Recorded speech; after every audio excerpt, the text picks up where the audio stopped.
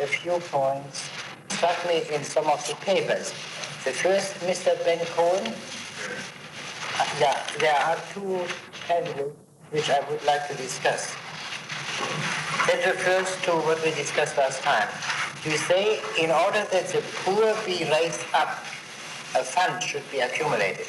The fund should be given to the poor in grants large enough to buy a plot of land or to start a man in agriculture or commerce. It is difficult to, that is correct, it is difficult to imagine that in an extreme democracy, the rich will be willing to do this, even with the exemption from providing useless public services. For it would seem perhaps that the rich would prefer to change the system to oligarchy so that they might rule in their own behalf. I suspect that there is here a kind of reflection of certain experiences in this country, reactions to the New Deal, etc. But is your objection justified? I mean, what does Aristotle mean by that? Well, perhaps Aristotle literally assumes that the original democracy will be in favor of the democracy and in favor of it to such an extent that they will be willing to make large sacrifices for it. I just wonder if this holds true for his time. Yeah, well, no, I would say from the context it appears that the situation is so that there is no ghost of a chance for the rich to establish an oligarchy. So what can they do? The demos is stronger than they, that's the premise. What can they do in order to prevent the demos from going to extremes? Yeah? The demos also must act in a certain way to prevent breakdown, but what can the rich do? And in this connection he makes his proposal. So Aristotle is not glib, as you put it. The problem, the limitations are implied in the statement of the problem. Then you say Aristotle lauds Carthage for the use of this kind of devices, saying it has secured the goodwill of the people. However, Carthage is not an extreme democracy. Aristotle describes it in Book 2, Chapter 11, as being a sort of aristocracy with both oligarchic and democratic features. But the system has been advocated for use in extreme democracy. Now, is there a difficulty that you can learn something from another regime which you can embody in an essentially different regime? Well, not so much that, but Lord's Carthage is an example of this, whereas perhaps he should have picked out an extreme democracy as an example of it. Yeah, but perhaps there wasn't any. And you must not forget what he's trying to do is not to present merely descriptively an extreme democracy, but to show how an extreme democracy can last. And the answer is it cannot last if it is simply an extreme democracy. So, to some extent, this was better understood by Miss Judith Field. The lady is not here now. She says, now let me see whether that refers to that immediately. No, there seem to be some other points. All right, she says in her paper, Aristotle has theoretically made it possible for the philosopher, the man of internal activity, to live in the best state and even be its guiding principle. He seems to have decided that this type of state is actually impossible and forgets it, preferring instead a state which, at least theoretically, is not really best at all. Since Miss Field is not here, it's of very little use because I have to take this up anyway in the somewhat code of context. Maybe it was another point. Then it's really not worth my while. It's perfect. So, I will put them in there. Now let us then turn to our text and begin with certain remarks in 1330b. The context is how a city should be built. The town, the central town should be built. Do you have that in 1330b? Well, the convenience for No, we don't need anything. The remark that he was plenty product. You know how plenty product was from the second book, you remember him? There is another, the town planner. Here's another reference to him, here. I see. Zigzag roundabout. The arrangement of private houses is generally considered to be more sightly and more convenient for peacetime activities when it is regularly planned in the modern style introduced by Hippocrates. Yeah, in the modern style, the more recent. Well, we know that Hippocrates not only was an innovator, he even developed a theory of innovation. You remember that? You will see what I'm driving at. A little bit later, probably in the next paragraph, when he begins to speak about the walls. Those who say one should not have walls, yeah? Do you have that? It is sometimes argued that states which lay claim to military excellence ought to dispense with any such aids.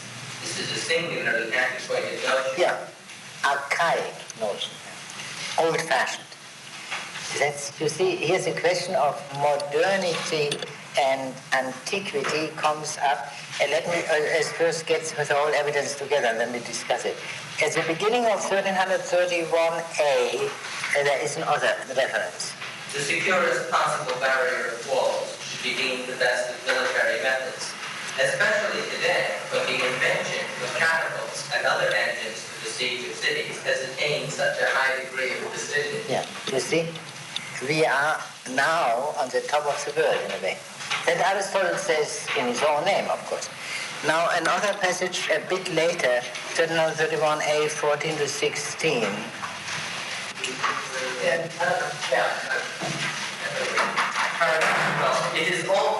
It is always the concern of an offensive to discover new methods by which it may seize an advantage, but is equally the concern of the defensive, which has already made some inventions, to search and think out others.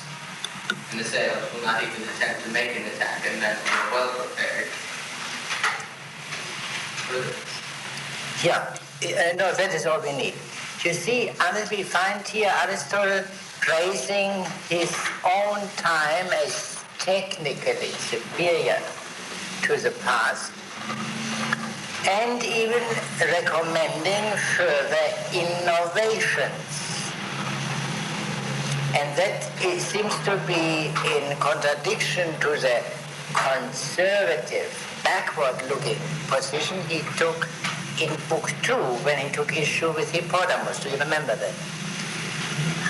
That is very important to understand. As a matter of fact, it's of crucial importance.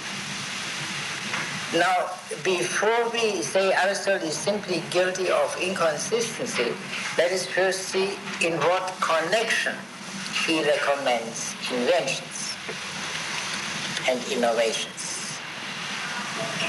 Well, what's the context? No, they're much too general. Military, absolutely, military. Yes. Now let us try to elaborate that point. The good city should have the proper kind of laws and customs, if possibly the best, and then should not change them. And a minimum of change, that is very well. And you have then an old tradition which becomes deeply ingrained in the course of generations by virtue of the absence of change. But there is one sphere where the city cannot possibly do it. Let us take a city ruled by gentlemen, nice, decent people, and who don't deviate from the ways of their fathers and forefathers. Then you find in the neighborhood city of very tough innovators who don't care for virtue at all, but for wealth and power.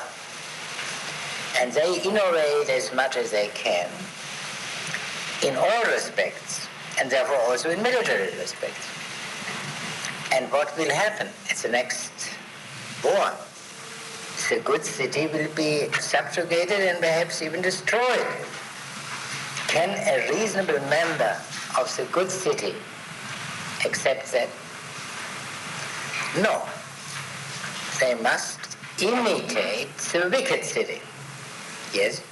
But this would assume that the sphere of military technology is very easily separable from the sphere of technology in general. Yeah, that is not, we do not even have to go so far.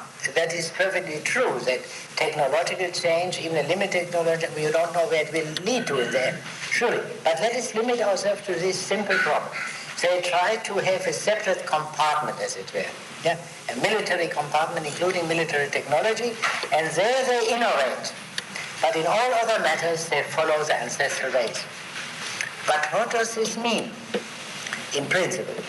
That the wicked city imposes its law on the good city. You are quite right, because the things won't stop at military technology. But even if it would stop there, we would have this situation. Now that is exactly again the point which Machiavelli made. Only Machiavelli, with a strange mixture of caution and insulting brutality, didn't state it as simply and soberly as I tried to state it, but said, how is the formulation? Machiavelli is the premise. The good cannot be, those who wish to be good, cannot be good in a world in which there are so many bad men. That is, in a sense, the principle of Machiavelli. Goodness is impossible. Goodness is impossible because there are so many bad men, and the bad men impose their law on the good. That is, one can say, if one tries to understand Aristotle, I think, and so many objections which one makes to Aristotle are valid only once one accepts principles which Aristotle rejects, you know. So if you criticize Aristotle from the point of view of present-day democracy, then you argue from premises which Aristotle rejected. The only difficulty of which I am aware, which really is built in Aristotle,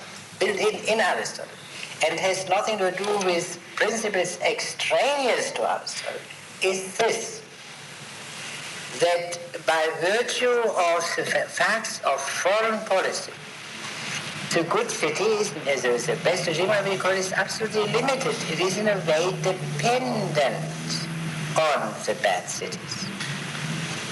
Do you see the significance of that point? Here is a real inherent weakness, and Aristotle could of course say that is not a weakness inherent in his doctrine. That's a weakness inherent in any human order, you know. But how would Aristotle nevertheless, why did Aristotle not draw the conclusions which Machiavelli drew? Why could he say from this fact that there is such an influence of the wicked on the good, why could he say this does not lead to the consequence that the whole notion of the good city is impossible? How could he do that? We have then to go a bit more closely into the question of military technology. I mean, I'm not thinking of terribly technical things, but it's rather obvious things. The simple answer might be that all this means is that force can be good up to the extent to which it can defend itself. Yeah, but since here in this respect, you see, you have here the principle of innovation. Yeah? Of innovation admitted and with a view to the innovations made by others. You can control the internal actions of your citizens. You cannot control the actions of other cities unless you conquer them, and which would bring another difficulty, the difficulty of imperialism, do you remember? Mr. Faulkner? Cohen is essentially minor in extent, technological advancement. That's it. Yeah, but that's very good. Why were the inventions of which Aristotle thought here very minor of extent? And with what right did he assume that? Well, technology in his day was a very different thing from technology in our day, in that it was pretty much a piecemeal thing. There wasn't a large body of theoretical knowledge coming through the space and a snowballing type thing. A little innovation here, a little innovation there, and very sort of an art rather than an engineering study. And why has technology, military technology, ceased to be a piecemeal affair and become a methodic enterprise? You say in part because of the changed relationship between technology and science? Yes, yes. What did Aristotle think about science?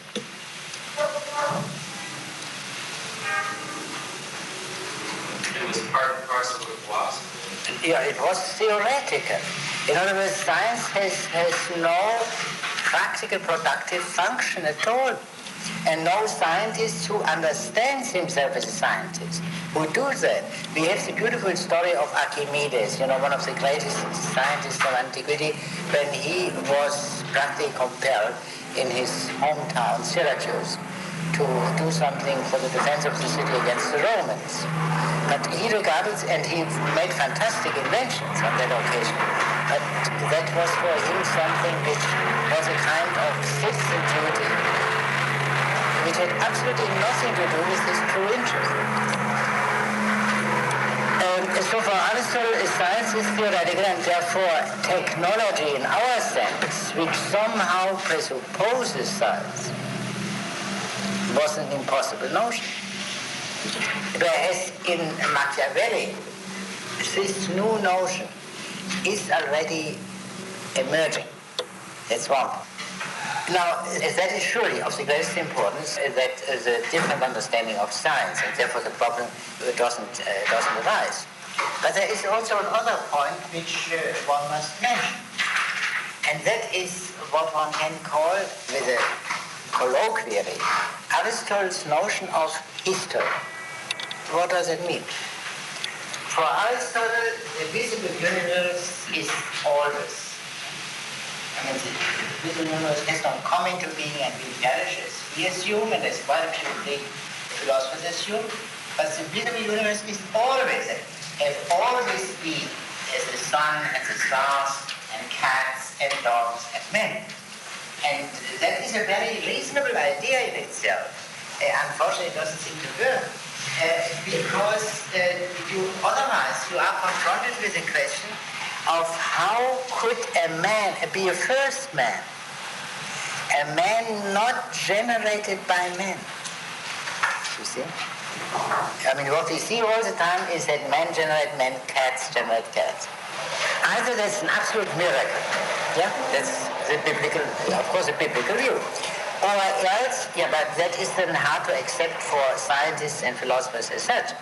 So the other people have to assume a kind of a miracle without admitting the possibility of miracles. The Aristotelian view is really the only rational view in this, simply rational view. Good, but still, the universe, there were always men, will always be men. But there will not always be civilization, as we say. There are periodic cataclysms, say floods, deluges, earthquakes, whatever it may be. And this takes place with a kind of natural periodicity. So men's trees will never grow into heaven. There will always be a man. There is a kind of strange beneficence of nature which prevents man from overreaching himself. This is also a part of the same Aristotelian view. Therefore, the question does not come up in the question as we know it today. Good. But this is a serious difficulty. Now, is there any other point regarding this question which you would like to discuss? Yes? Even given the kind of technology Aristotle and Cohen based on Cohen, isn't it true that different forms of military organization would require certain forms of social organization? If your enemy, for instance, you're located near a sea and you have a big fleet or something, and you have to raise up a fleet, and this would change the political... Yeah, that could, sure. We know that. Aristotle knows that very well, what the Navy did to Athens. Yeah? That the Athenian democracy was almost inevitable by virtue of Themistocles' famous decision to make Athens a naval power. Yeah? But still, something that could perhaps be mitigated, but surely Aristotle knew that. And therefore, that was the burden of his argument against Hippodamus in the second book, to recommend innovations. And how can you have stability if you have constant innovations, This difficulty, of course, is very important in modern times, and somehow we believe that you can have a stability in the midst of change by having a kind of expanding constitution. That people don't say, of course, they speak of an expanding economy. But somehow the question at one point or another may very well become a question of an expanding constitution. Now, to some extent, this expanding constitution is, of course, an old story, because the very notion of constitution as we have it, as a fundamental law, as distinguished from ordinary laws, implies, of course, provision for very speedy and very comprehensive change. The Constitution gives only the framework, and within the Constitution you can do almost anything. So, this question is truly of the utmost importance. Now, we turn to a few other passages. In 1331b, 17, there is a remark about the character of Aristotle's, of the best regime. When he speaks about temples in the countryside, you have said some for the gods and some for the heroes. However, it would be a waste of time to linger here over details and explanations. It is easy enough to theorize about such matters, and it is far less easy to realize one's theories. It is not difficult to think such like things, but rather is it difficult to do them. Yes? We talk about them in terms of our wants, but actually... No, that's very bad. For the speech, the thinking, the blueprint, that is a matter of wishing. Yeah? And wishing is easy. But that it should happen, that it should take place, is an affair of chance. Now, this is an important remark about the character of, or the status of the best regime. I will try to explain that. From the very beginning, it's a very simple thought. In all political action, you are concerned either with preserving or with changing. And you preserve what is worth preserving, what's good as it is, and you change for the better. That's the general simple notion. Now, so we have always notions of good and bad in all political action, or rather of better or worse to begin with. But you cannot speak intelligently of better and worse without some notion of what's good and bad. Let us assume it is possible to replace these opinions about good and bad, to replace them by knowledge of good and bad. And let us furthermore say that what we mean politically by good or bad, if fully spelled out, is the good society or bad society on the other hand. Yeah? So that every particular political good we have in mind ultimately forms part of a whole which we call the good society. Therefore, if we want to act rationally, we should have clarity in our minds as to what constitutes the good society. Aristotle says the best regime, which is the same as what we mean by good society, only it puts the emphasis on the crucial importance of government. The good society can only be such a society in which the best men are habitually in control, and therefore the good society is the best regime.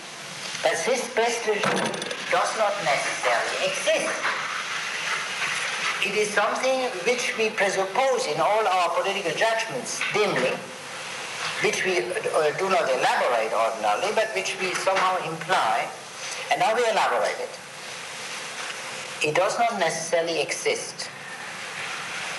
But nevertheless, it is the object of a wish of a reasonable wish. What we desire, what we reasonably wish, must be, if we are, since we are reasonable men, by definition, we reasonably wish, must be possible. Otherwise, we are crazy if we wish the impossible. Possible means much more than it does not involve a contradiction. It means that can be shown to be compatible with the nature of man and with the fundamental needs of man in their proper order. But to repeat, this possibility, this compatibility with the nature of man does not guarantee actuality. Aristotle presupposes, just as Plato throughout the world, that as far as he knows, the best regime has never been actual, but it could have been actual. That is then the precise theoretical status of the best regime, that it is possible, but not necessarily actual. And therefore, as such, it exists only in speech, as they say, as such, as of its essence. We could say as such it is essentially a blueprint, because the blueprint is only a somewhat more familiar expression for what the Greeks meant by speech. Whether it should be indeed actual, it is in a way essential, and so we would wish it. But it does not depend on us whether it is actual or not. It depends on things which are beyond our control. It depends on chance. And Aristotle makes this remark here regarding a very special case. For example, how the various buildings, and especially holy buildings of the countryside, should be erected. We would say, well, every sensible man on the spot would immediately see what is the wisest arrangement. That's easy. But to get it done, that's a great difficulty, because you may not have such a desirable countryside where this can be done. This is clear, because there was some difficulty in the paper last time about, I think you, Ms. Greenwald, had some difficulties, or who was speaking? You had some difficulties about. Is it now clear what he means by that? I will have to come back to this question of chance later on, but for the time being, we can leave it as that. Yes. It's about Chances, moral and neutral. And? Chances, moral and neutral. Yeah. Well, how would it be possible then to say there exists such a thing as a bad us? Conditions that create indifference never exist. It is no fault. Yeah, well, all right, but the polis as polis is not, for Aristotle, a person. Yeah? That was underlying that discussion we had last time, I believe, that the end of the polis must be the same as that of the individual. Yeah? If the polis were a person, but not an individual, for example, a person which does not eat and drink and die, yeah, is not generated, then it could have an entirely different end than the individual. But since the polis is only a multitude of persons, the polis as polis cannot be said to be morally responsible. It can only be true, for example, of the governors, the regime, and so on. Now, if you have a bad polis, for example, let's take a tyranny. Who is responsible for the tyranny? If you take the simple case where every man would say it is a tyranny, who would be responsible? Who would be blameworthy for that? The tyrant. Aristotle implies, and he said so somewhere, that a tyranny in the strict sense is simply bad. I mean, there is no justification for that in any circumstances. If there would be a situation in which centralized government, extremely tough centralized government, you know what we loosely call tyranny, would be necessary, then that is not a tyranny strictly speaking. Then one would have to go. In other words, necessity excuses. True necessity Pretended necessity does not excuse, as you know, if someone says, I had to hold up this man because I want to take my girl to a nightclub, that is a pretended necessity, but if it is a matter of true life and death for that individual, it is a genuine necessity. Necessity excuses. But that, you must also turn it the other way around. What is excused by necessity is in need of excuse. It is not intrinsically good. Yeah? But let us take a man who has lived in necessity, in duress, his whole life. Yeah? And therefore he had to do all kinds of undesirable things. Then he is a worthy subject of compassion. But you will never say, look at this man. Yeah? And therefore there is indeed, that is quite true, one needs tolerable minimum of favorable circumstances for a life which deserves to be called human. If this is a harsh assertion regarding the limitations of morality, I think we cannot well avoid it. Yeah? Think of a man who was brought up absolutely impossible slum and other surroundings, yeah? And was then at an early age framed so that he came into reformatory, and that is not such a healthy reforming thing as you may have heard. You know, by a chain of accidents of this kind, so that any good intentions, any good heart which he might have, would become wholly ineffective throughout his life. Such a thing is possible, at least from Aristotle's point of view. In other words, if you put it this way, that there is a certain minimum of good luck needed for virtue, I think Aristotle would say yes. Yeah? To repeat, there is a great difference between pretended necessity and genuine necessity. But I would be grateful if you were to restate your difficulty. Well, we come back to this question a bit later, the question of chance.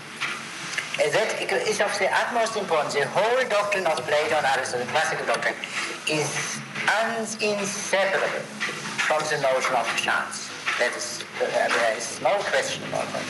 And of course that created a very great difficulty in modern times, especially in the formative state of 17th century thought, where determinism somehow was taken for granted. But determinism doesn't dispose of the difficulty. And one can show it very simply by the simple example used by Aristotle. The simple example which everyone knows.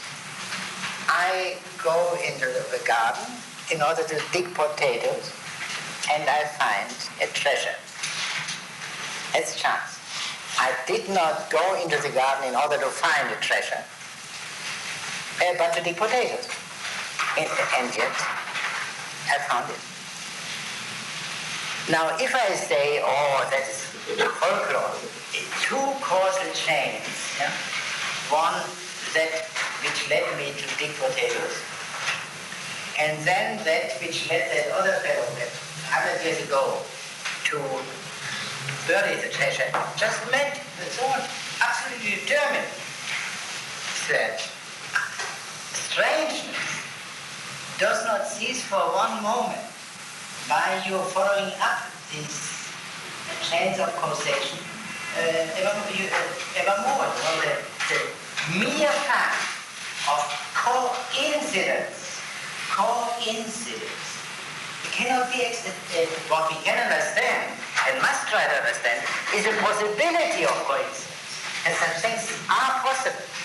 But we cannot explain the individual case anymore if we go beyond the statement, it so happened. And no deterministic doctrine can do away with it. Now, this word coincidence, by the way, is used by Plato in the key passage of the Republic, when he says, evil will not cease from the cities unless philosophy and political power coincide. There is nothing in the nature of philosophy on the one hand and of political power on the other that they should come together. But they may come together. There is is no intrinsic impossibility. Therefore, it is whether they come together or not is a matter of coincidence. I mean, if you go beyond the general assertion of determinism, which is of no help, but to attempt to show the necessity, the chance-less necessity in concreto, then you see that people cannot avoid it. Trotsky's discussion of the Russian Revolution is very revealing. He takes up the question, what would have happened if Lenin had not come to Russia in that famous sealed car? After all, he could have died, or he could have been assassinated. Any things were possible. With much hemming and hawing, he admits that the Russian Revolution, as we know it, would not have taken place. In other words, the objective problems would have remained the same, and they would have called for a solution, according to Trotsky, along the same lines. But when, and whether that would have been a man around with that particular ascendancy which Lenin possessed, no one can know, and Trotsky doesn't claim to know. This element of chance one cannot disregard. One can perhaps say, by certain laws of great numbers, these various things cancel one another out, as one can say that. But this element of irrationality is essential and leads to grave consequences. Also, we will come to that later. Now let us turn to another passage in 1332a. 7. It has been argued in the ethics, that the argument there used is of any value, that felicity is the energy and practice of goodness to a degree of perfection, and in a mode which is absolute and not relative. Now, let us first, the energy is of course a wholly unintelligible word today, because energy through its physical meaning is changed completely. And energia means to be in action. In actuality. For example, the dancer is in action, in energia. If he dances, if he stands around or is about to dance, he is still a potential dancer, if in a very proximate potentiality. Whereas a young child who cannot dance is in a very remote potentiality a dancer, and someone who cannot dance at all is perhaps the potentiality approaches zero. Virtue is the actuality of virtue and the use of virtue. And now he explains that, what that means, not hypothetically or on the basis of a premise, but simply. Yes? By relative, we mean a mode of action which is necessary and in force. By absolute, we mean a mode of action which possesses intrinsic values. Consider, for example, the case of just actions. To inflict a just penalty or punishment is indeed an act of goodness, virtue, but it is also an act which is forced in the agent, and it has value only as being a necessity. It would be better if neither individuals nor states ever needed recourse to any such actions. Yes. Acts done with a view to bestowing honors and wealth on others are in a different category. They are acts of the highest value. An act of punishment is a choice of something which, in a sense, is an evil. Acts of the order first mentioned have an opposite character. They are foundations and creations of something good. We may argue along the same line that while a good man would handle well the evils of poverty, sickness, and the other mishaps of life, the fact remains that felicity consists in the opposites of these evils. The truly good and happy man, as we have stated elsewhere in our arguments and ethics, is one who, by the nature of his virtue, has advantages in hand which are absolute advantages. It is claimed that his use of such advantages must also show an absolute virtue and possess an absolute value. But the fact leads men to think that external advantages are the causes of felicity. One might as well say that a well-executed piece of fine harp playing was due to the instrument and not to the skill of the artist. Now let us stop here. Do you see that point? Now, let us compare virtue's activity to something analogous to it. Virtue is human excellence. Let us compare to another excellence, the excellence of flute playing or harp playing. harp playing is impossible without a harp. And whether a man who does not possess a harp, or at least have it at his disposal, is or is not a harp player, can never be known. He himself may not know. So virtue is in need of instruments, of tools. And without these tools, no virtue. But that does not mean, of course, that the virtue is due to the tools. It would be absurd. Then everyone who owns a harp would be a good harp player. And that is the absurdity of the rich as rich, that they think by virtue of the fact that they have the instruments of virtue, they are virtuous, which is clear nonsense. But on the other hand, also the need for the external goods to play on. Yeah? So you can say virtue is, if you use Aristotelian simile, virtue means playing well on the external goods. But that presupposes external goods of some kind. Do you see that? We have certain difficulties in understanding because the moral doctrines with which we are most familiar are rather silent about this aspect. Yeah? Or when they come in discussion, for example, say of the importance of slums and other bad conditions on morality, that is of course admitted. In this way, we still understand it from present-day discussions. Yeah? As there are conditions so unfavorable as to make it practically impossible for any ordinary human being to become a decent human being when he comes from such circumstances. Yeah? But I wish you would spell out your difficulty clearly. For this reason, there is one reason why Aristotle and Plato too thinks that moral virtue cannot be the highest excellence of man because of its intrinsic dependence on the availability of tools, of instruments. And therefore, there's a discussion in Plato or in Xenophon and Socrates. Socrates is a poor man, but Socrates why was he able to be a good man although he was poor? Because his virtue was not the kind of virtue for which you needed tools. It was the theoretical virtue. We should understand that because that is, to begin with, a very great difficulty. We have, for example, to say nothing about the biblical tradition, for example, in the Stoic teaching, the slave, the man in fetters in prison, who is a perfectly virtuous man, this figure with which we are also familiar. So no need for anything external, not even for health, of course. Yeah, but one thing we forget, however, and that is true that the Stoics teach that, but one must never forget that virtue as the Stoics understand always implies theoretical wisdom as a part that is overlooked in the ordinary notion of Stoicism. If you speak of the biblical tradition, then I think you must then always make a distinction between analogous to that philosophical distinction, a distinction between saintliness or something of this kind and simple moral virtue. And saintliness is also, is of course infinitely rare compared with what moral virtue is something of which almost all people, as Aristotle would say, are capable.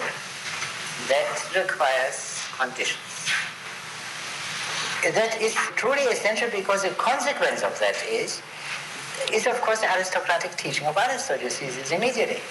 If virtue requires tools, instruments, equipment, then not all men can be virtuous. All those who lack equipment cannot be truly virtuous, and therefore democracy is absurd. So there is a connection, obviously, and that is central for Aristotle. Therefore, we must try to understand that. Did you understand the first part? Why Aristotle speaks here of the simply good as distinguished from the good under conditions, or relatively good. Let us take the extreme case. A man has committed a crime. Then he is caught, or maybe he repents, and he is justly punished, and he bears the punishment. In a way, he commits a just action. Yeah? I mean, it is inflicted on him, but he accepts it as just. Aristotle says, well, that is not in itself a virtuous action. It is better than to run away from punishment, but it is not, we wouldn't call a man virtuous whose life consists of a chain of such actions. Aristotle goes beyond it and says, even the actions inflicted on him by fair judges, the punitive, the actions, they also are not simply noble because of their relativity to that evil, the evil of punishment which he inflicts. That is one of the passages which makes intelligible to us the distinction which is crucial for the classic understanding of morality. You see, the Greeks have no word for morality as we use it. They speak of the noble and the just things. The noble and the just things. This distinction is essential between the noble and the just. For example, to undergo punishment is just, deserved punishment is just, and even to inflict it is just. But surely, to undergo just punishment is not noble. And there are other examples by which one can make this distinction. This is, of course, blurred when one speaks of morality generally. And therefore, one other way of putting it is, as Aristotle says, virtuous action simply and virtuous action relatively, qualifiedly. Do you have the passage? Can you continue where you left off, Mr. Rankin? Yes. It follows from what has been said that some elements of the state should be given or ready to hand, and the rest should be provided by the art of the legislator. By the legislator. Is it clear? We are now trying to establish the best regime. And this man who established the best regime is here called by Aristotle the legislator. The legislator is not a governing body, a legislative body as it is now, which is constantly in session. He has in mind the founding legislator, like the founding fathers, something like that. Whether that's an individual or a group is of course no essential difference. Now, this founding legislator is in a way an artisan. The product of his art would be the perfect regime. But as every other artisan, he needs material. He needs people, he needs a territory, and so on and so on, of the proper character which Aristotle discusses here. And some things must be available to the legislator which he cannot produce, as little as a carpenter produces the wood. But other things, and the most important thing, of course, is what he, the legislator, does to that material. That is the legislative art. Yes? We may therefore pray that our state should be ideally equipped at all points where fortune is sovereign, as we assume her to be in the sphere of the given. The goodness, the virtue of the state is a different matter. Here we leave the realm of fortune, and we enter the realm of human knowledge and purpose. A state is good in virtue of the virtue of the citizens who have a share in its government. In our state, all the citizens have a share in the government.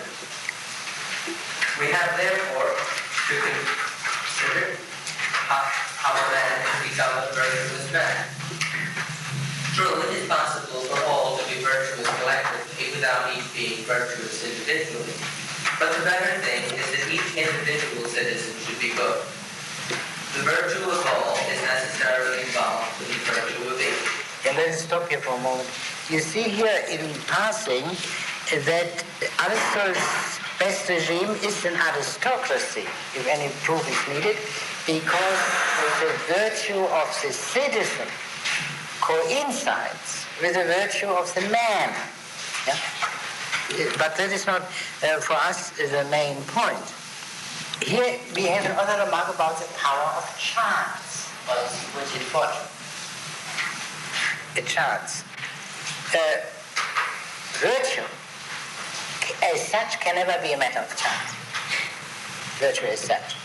But the conditions of virtue depend on chance. For example, that a man who died this morning does not commit now, is incapable now to perform virtuous actions is clear. Why is he unable? By something which happened to him. He died. There can be other ways in which a man is prevented from acting virtuously. Yeah? Illness or duress or what have you. That is not under his power. Virtue as such is in a man's power, but not the conditions of virtue.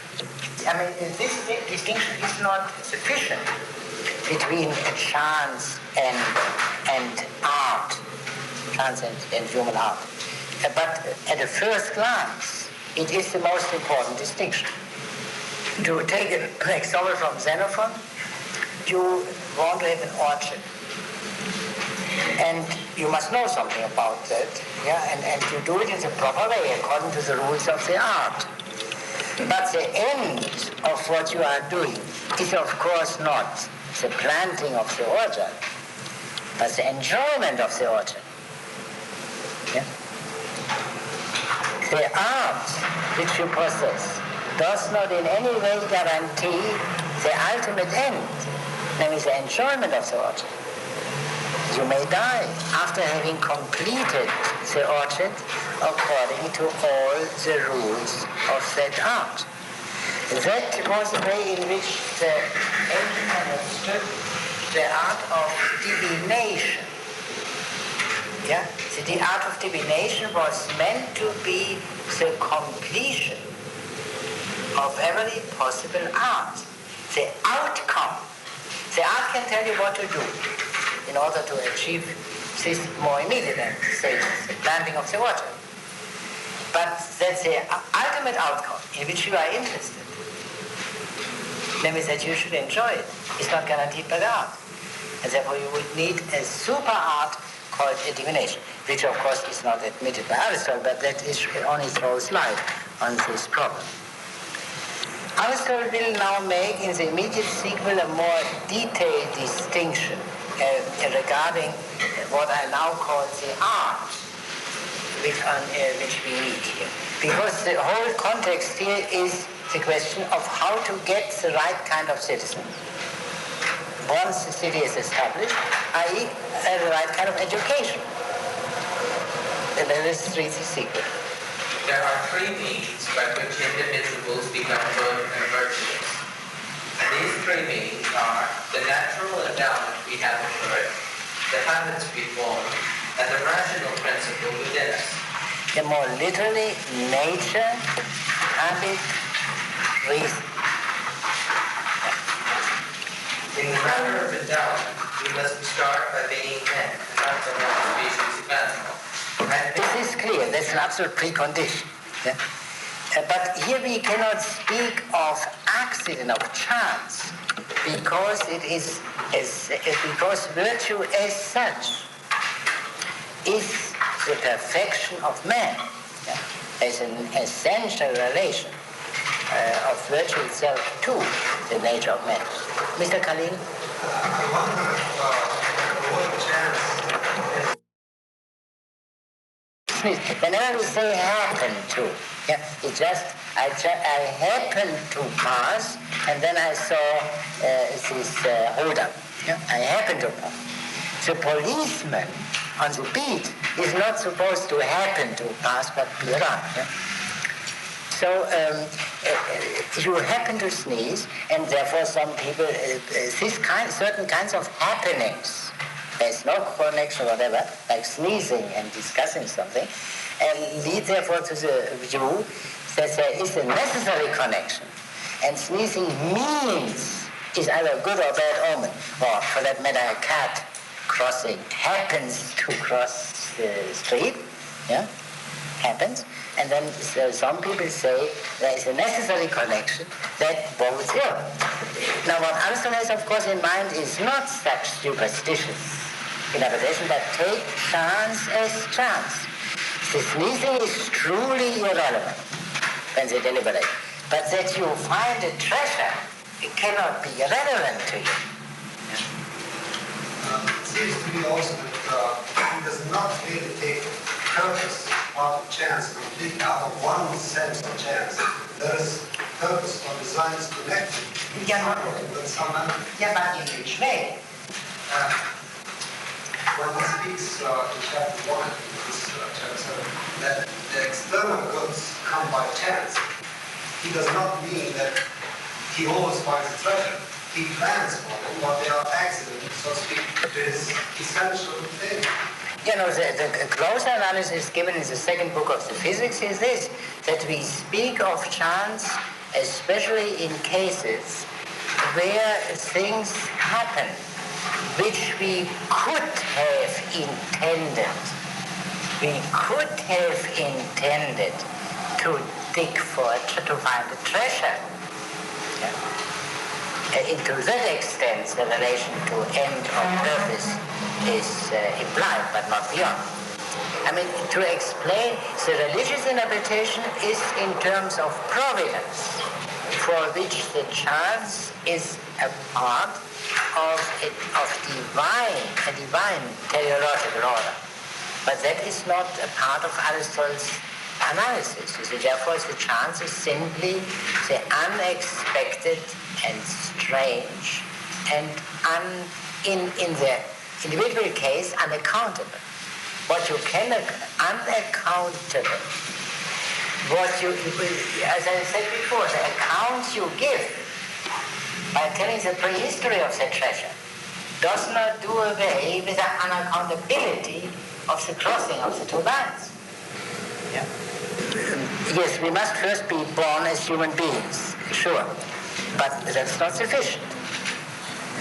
Men too will have certain qualities, both of body and soul. So in other words, that belongs to them. That is what nature must supply.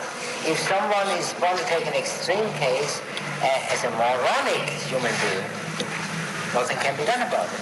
Yeah? That is given, and over which the legislator has no control. Yes?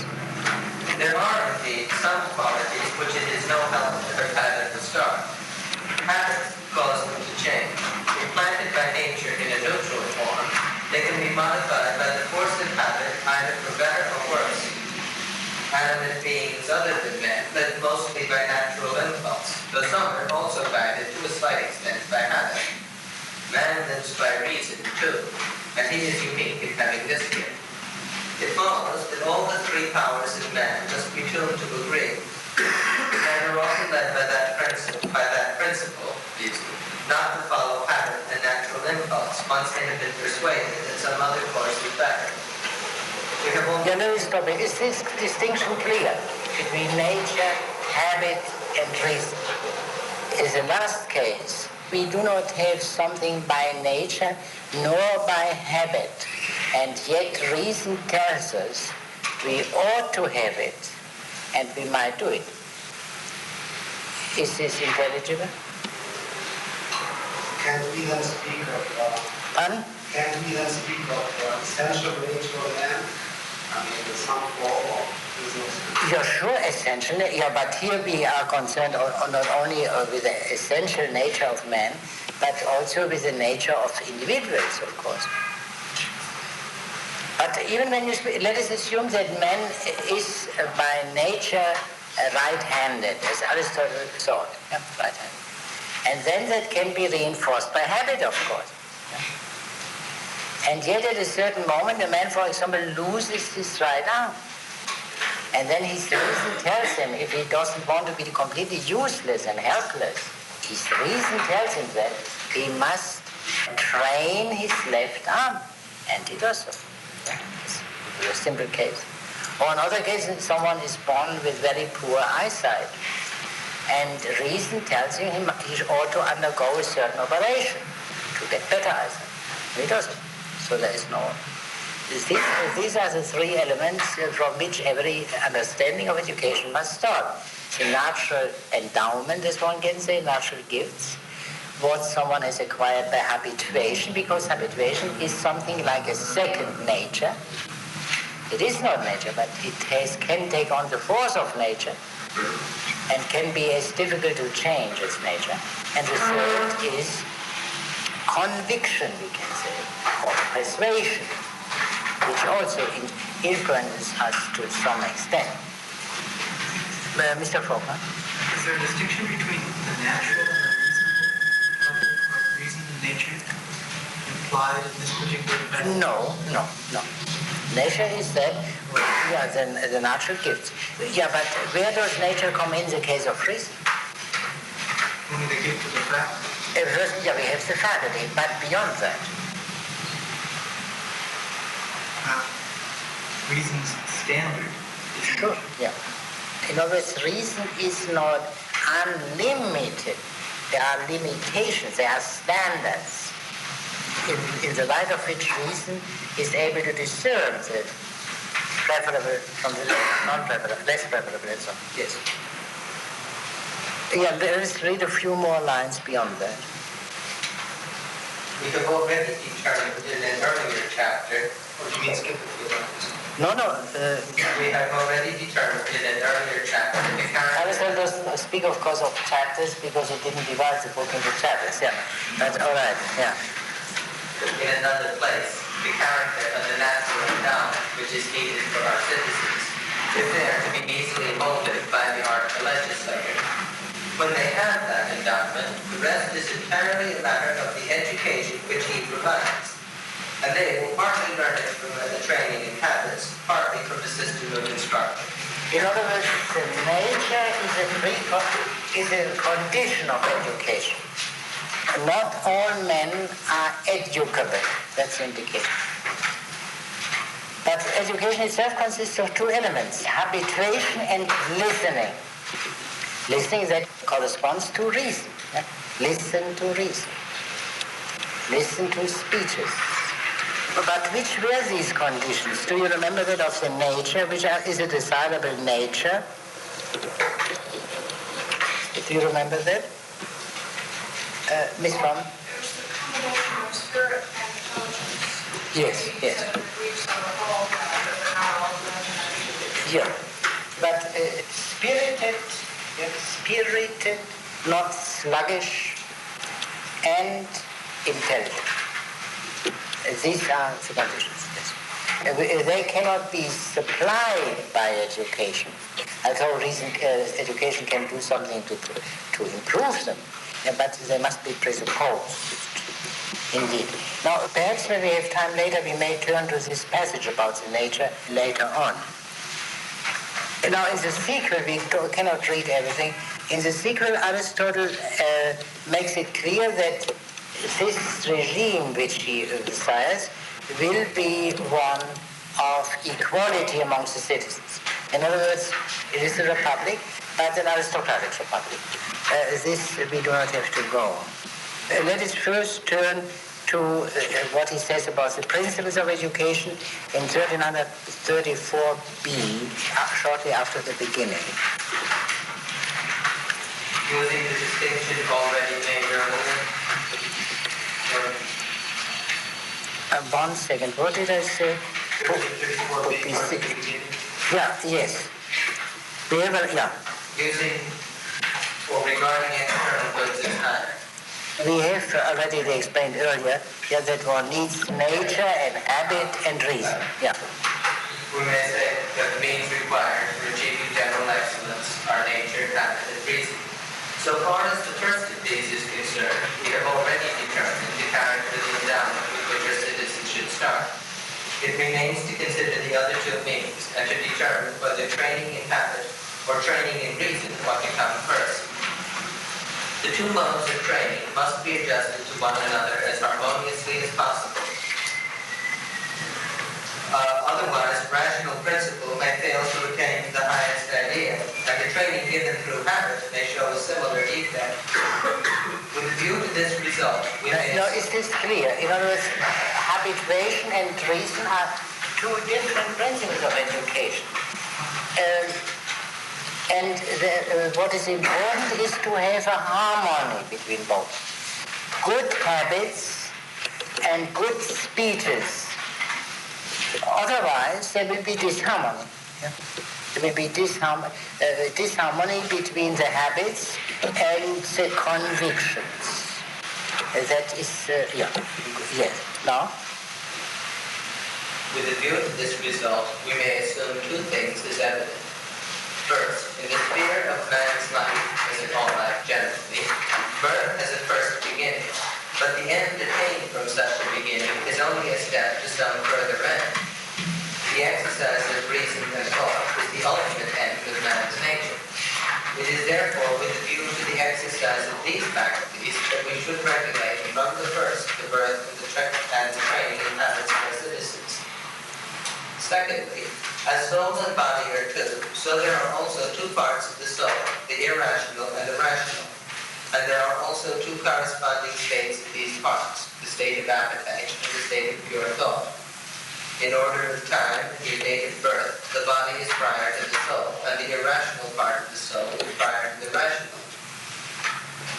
This is proved by the fact that all the signs of appetite, such as anger, self-will, and desire, are visible in children from their very birth, while reasoning and thought are faculties which only appear as a rule when they grow older. The conclusion which follows is obvious. Children's bodies should be given attention before their souls, and their appetites should be the next part of them to be regulated. But the regulation of their appetites should be intended for the benefit of their minds, just as the attention given to their bodies should be intended for the benefit of their souls. The habituation refers to the mere appetite, yeah? A regulation of desire and aversion, which is of course always done accompanied by speeches. Do that, do not do that, and so on and so on. But the understanding of why this is good and that is bad, that is not possible in that early stage, and therefore the reasoning, the understanding comes later. This is clear, this point. But what comes earlier is, in all these cases, the inferior, and therefore the regulation, the good condition of the body is meaningful only as a means for the good condition of the soul. And secondly, the good condition of the appetitive part of the soul, of the desires and aversion, is ultimately necessary only for the perfection of the pure mind. But in education itself, the lower is the immediate theme, yeah? The body and the lower and the appetitive part. But still, in the mind of the educator, as distinguished from the being to be educated, this ultimate goal of man must be foremost. Otherwise, then, insofar as external goods go, wouldn't the bare minimum of external goods be possible in order for a person to be habituated from childhood as moral virtue? Because the habituation is the but key. the question is this: I mean, if this child were meant to lead a strict private life on the highest level, that would be the theoretical life. That would be true. But if he is to lead a political life, if he is to be a statesman, that is not sufficient according to Aristotle. I mean, I gave this example, that the family traditions are very important for the political horizon. If someone knows only his parents and perhaps his grandparents, and the family tradition stops 50 years ago or so, as a most, that is something different from where the family tradition is, let me say, coeval. The family tradition is coeval with the whole history of the polis. But this requires, as you can easily figure out, some fortune. Think of very simple things: the preservation of of letters, of pictures, and what have you, is not possible for people who have really only the bare means of subsistence. To say nothing of other things, of social graces, which are politically eminently necessary, as you could have seen when you listen perhaps to Mr. Khrushchev, that it's not possible without some family background, as they say. Now, in the family background, that means in plain English, some property. We come always back to the same point. We may say that Aristotle is wrong there, that's a long question, but that is essential to Aristotle. The good life presupposes equipment, and therefore, at least the practically or politically active men, i.e. the men who are... One reason, by the way, of the difficulty is this, that when we speak of morality, we mean sometimes something very restricted, some simple honesty, of course, of which indeed most men are capable, perhaps all men are capable. But that is, of course, not what Aristotle means. That is only a small part of what he understands by human excellence. Think only of the difference, for example, justice. What opportunities do people like you and I, for example, have for being just or unjust? Extremely limited. If we were judges, if we were in charge of great public responsibilities, then the degree of justice, the rank of justice, which would be our affair, would be infinitely greater. And without opportunity of actions, the possibilities of faculties do not develop. You see, for the ancients knew that, Plato and Aristotle and so on. And for example, there is in Plato's laws, there is a remark about one virtue, what we call honesty, simple decency. Frequently called by Plato sophrosune, which we may translate by moderation or temperance. Of course, that is a very common thing. Most people have that. But that's also very uninteresting. If a man is in this sense honest, that is in no way a qualification for political office, obviously. Aristotle turns then to the question of the age of the parents, beginning with the body. And he figures that out very nicely, that the father should be 35, thereabouts, and the mother 18, and he goes into quite some details, so that the end of this human activity should coincide on both sides and not to create problems for one or two of the people if they get old at different stages of their married life. More important for our purpose of general understanding of Aristotle is a passage in 1335b, 19. Yeah. The question arises whether children should always be reared or may sometimes be exposed to die. There should certainly be a law to prevent the rearing of deformed children. On the other hand, there should also be a law in all states where the system of social habits is opposed to unrestricted increase to prevent the exposure of children to death merely in order to keep the population down. The proper thing to do is to limit the size of each family, and if children are then conceived in excess of the limit so fixed, to have miscarriage induced before sense and life have begun in the embryo. Whether it is right or wrong to induce a miscarriage will thus depend on whether sense and life are still to come or have already begun. In other words, the line is drawn, is it a living being or is it already a living being or not yet? If it is already a living being, and of course a potential human being, then it would be murder to destroy it. Yeah, that's the point. But before that, there is no problem for Aristotle. But as regards the exposure of deformed infants, he doesn't say what he means by that, but perhaps children where one can see immediately that they are moronic or something of this kind, Aristotle has no objection to that. That is very characteristic, of course, of Aristotle. Now, in the sequel, then, Aristotle discusses the sexual morality, which is well, one can say neither particularly strict nor particularly severe.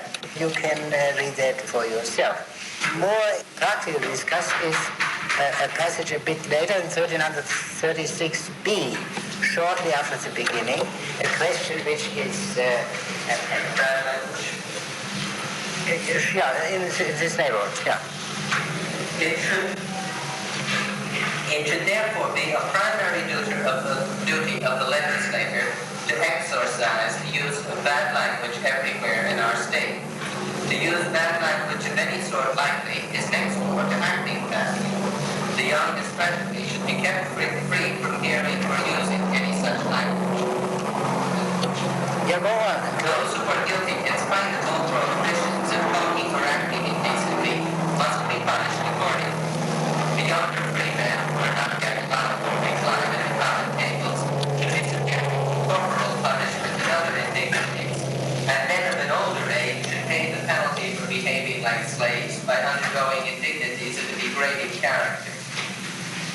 If the use of indecent language is thus to be proscribed, it is obvious that we must also prevent the exhibition of indecent pictures and the performance of indecent plays. It should therefore be the duty of the government to prohibit all statuary and painting which portrays any sort of indecent action. An exception may, however, be made for the festivals of deities, where even the use of scurrility is licensed by the law. But here we may note the law also allows men who have reached proper maturity to acquit their wives and children from attendance by attending in person themselves. The singing of mimes or comedies should be forbidden to young persons by the legislator until they have reached the age when they are allowed to share with the older men in the right of reclining and taking wine at the common table. By that time, their education will have made them all immune to the evil effects of such performances. I thought you should be aware of that whenever the question of censorship comes up, because that is of some, you see, it follows necessarily. If the function of civil society is to produce virtue, censorship is inevitable. Yeah? Is inevitable. And therefore, the horror of censorship which we have is a sign of the fact that we do not believe that the purpose of civil society is to produce virtue. Yeah? That follows necessarily. Yes? I have a question to ask about the preceding question of children. Yeah. Is there also a different assumption about the nature of human beings, which can be distinguished from mind and thought? Can Aristotle's assumptions about killing human beings, killing the form of children, be distinguished from modern thought on issues like this, assumptions? Yeah, I think that in modern is as far as the big handle. Now, this surely goes back to the tradition. And but then difficulties arise in other ways. For example, human nature. This way the problem comes up. Then even if people are in a way incapable to live, must there not be a way of legally ending their suffering? And if I understand the common view correctly, this is based on the fact, apart from the religious things, that the danger of misuse by unscrupulous decisions and unscrupulous relatives is so great that society demands a much smaller, as a privilege. That is always between us and others. And this example throws light again on the question we discussed on a former occasion, Aristotle and natural law. Strictly speaking, there is no natural law, so there is natural right. As the content of that natural right differs conspicuously from what we, on the basis of the biblical tradition, regard as right. There's no question about that. Also, if you would read the section on sexual morality, you would see there are also considerable differences. It is, it's by no means lax, but it is not as strict as it would be on the basis of the biblical tradition. Now there were a few more passages which we should consider. Yes, now this argument in the first part, I saw it from the table also, is difficult, and I will therefore repeat it, although I mentioned it last time. What Aristotle does at the beginning of the seventh book is to establish what, as it were, this proportion. The theoretical life to the practical political life of the individual corresponds somehow to imperialism. No, as a self-sufficient city to the imperialistic or expansionist city. Remember that. There are many difficulties here. One I have not discussed last time, which I think I should mention. There is obviously something awkward about this proportion. Why should imperialism be the political equivalent to what the life of the individual is a practical political life? And I tried to express it last time by referring to the element of self-assertion, which is essential, according to Aristotle, in moral virtue relation to gender. But there is also the other, we have also to consider the other side. What has self-sufficiency to do with the theoretical life? The self-sufficiency of a polis, that it is not expansionist and simply tries to preserve its integrity. What has this to do with philosophical life? Well, because from the highest form of self-sufficiency, according to Aristotle, for the individual, consists in the theoretical life. Therefore, also the lesser needs of the theoretical man than the needs of the general. But there is also another implication, which is important to consider. And that is trivial. The polis, as polis, cannot lead a theoretical life. I mean, the polis cannot see your rights. That can only be done by individuals. Now, to explain that, let us turn to an earlier passage, 1328b, near the beginning. It remains for us now to enumerate all the elements necessary to the existence of the state. Our list of these elements will include what we have called the parts of the state, as well as what we have termed its conditions. To make such a list, we must first determine how many services the state performs, and then we shall easily see how many elements it must contain. The first thing to be provided is food.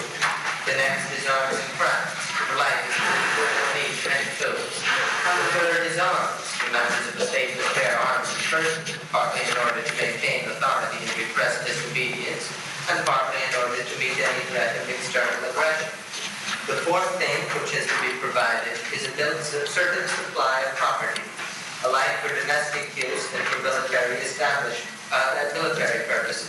The fifth and first is an establishment for the service of the gods, or, as it is called, public worship.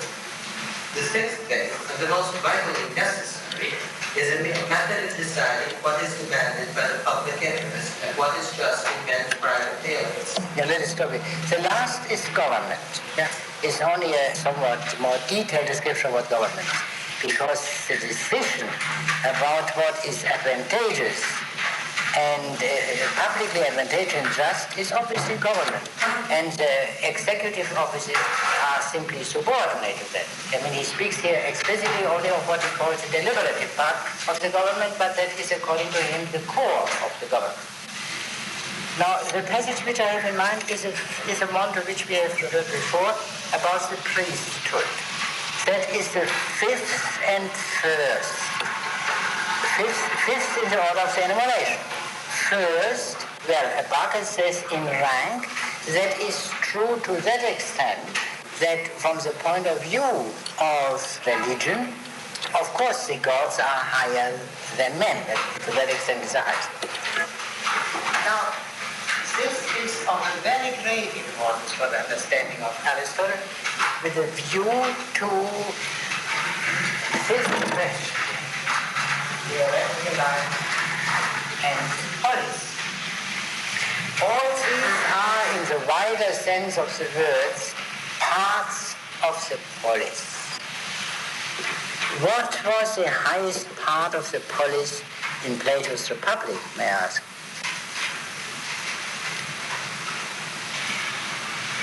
The philosophers. In no Aristotle, there are three enumerations of the parts of the polis in the Politics. In none of them are the philosophers mentioned. I make a further step. Aristotle does not say here what the function of the priest is, except in a very general way. Concern about the divine, with the divine. He doesn't say more about that. A medieval follower of Aristotle, who followed him rather strictly in all these matters, Marsilius of Padua, 14th century, gives this indication gives this kind of commentary on this passage, saying the priests are teachers, which are what Aristotle never says here, and which is partly due to the biblical tradition, to certain passages in the Bible. The priests are teachers.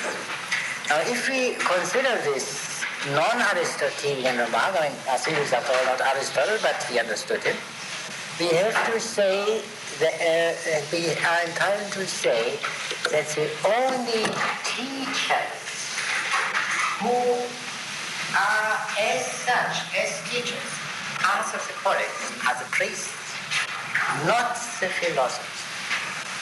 That is very, very important to observe. Now, what can this mean? What can this mean? You will see from a passage which I shall read to you very soon that this has an Aristotelian basis, this interpretation. What do the priests teach? Well, in the first place, it's simply the ritual, of course, how to sacrifice to whom, which god, at what time, and this kind of thing, and which crimes are sacrilegious and which are not, and all this kind of thing. Now, there is a passage in the Aristotle's Metaphysics, Book 12, which is very well known and was especially well known in the Middle Ages, 1074b, near the beginning. I just read it to you in the translation. Our forefathers in the most remote ages have handed down to their posterity a tradition in the form of a myth that these bodies, the heavenly bodies, are gods, and that the divine encloses the whole. The rest of the tradition, I mean, apart from that teaching about the cosmic gods, as we could say, has been added later in mythical form with a view to the persuasion of the multitude and to its legal and utilitarian expediency. Well, I'm sure Aristotle says about what is useful in regard to law. They say these gods are in the form of men, or like some of the other animals, and they say other things consequent on and similar to these which we have mentioned. Here you are. There is the divine, as Aristotle knew about it, was an understanding of the highest principle of the universe and of heaven being the wall surrounding the whole, and therefore somehow the seat of the divine, and especially the heavenly bodies. That was, you could say, a kind of natural religion, because that was were views which were also shared by many non-Greeks. So, somewhere in Aristophanes we read a passage where he calls these gods, sun, moon and star, the gods also worshipped by the barbarians, not the Greek gods, Olympian gods in particular. But still, this is, in Aristotle's opinion, a sound view. The heavenly bodies are living beings, because nothing of attraction and repulsion being accepted by Aristotle, they move under their own power, self-moving, in this sense living. But then certain other stories were added with a view to men's accepting the laws, notions of divine punishment inflicted on those who disobey the most important laws, especially those which are so difficult to reinforce: hospitality, unprotected stranger, the unprotected orphan and widows, this kind of thing especially, but murder, of course. So, this is what the function of the priest is, and the polis requires that. To repeat, philosophy is beyond the polis. It is the preserve of some individuals. The political reflection of the philosophers are the priests. And that leads us up to another point I have mentioned on a former occasion. The polis as uncertainty cannot be what secular. If you understand by secular that it does not have a religious establishment as civil society. It must have it. And that is, the view is not peculiar to Aristotle. I don't know of a single Greek thinker who denied that. That is a notion which has come up only in modern times, partly as a consequence of the wars of religion. There is one more point. Is Mr. Brown still here? I believe I think. No, then it's not no use to take it up. Now, is there any point you would like to take up? There are many things here. By the way, as regards the religious use, the political use of religion, you have a good example here in 1335, B12. When he speaks of pregnant women. Read this. Pregnant mothers should pay attention to their bodies. They should take regular exercise and follow a nourishing diet. The legislator can easily lead them to a habit of regular exercise if he requires them to make some daily pilgrimage for the purpose of worshiping at the shrines of the goddesses who preside over childbirth.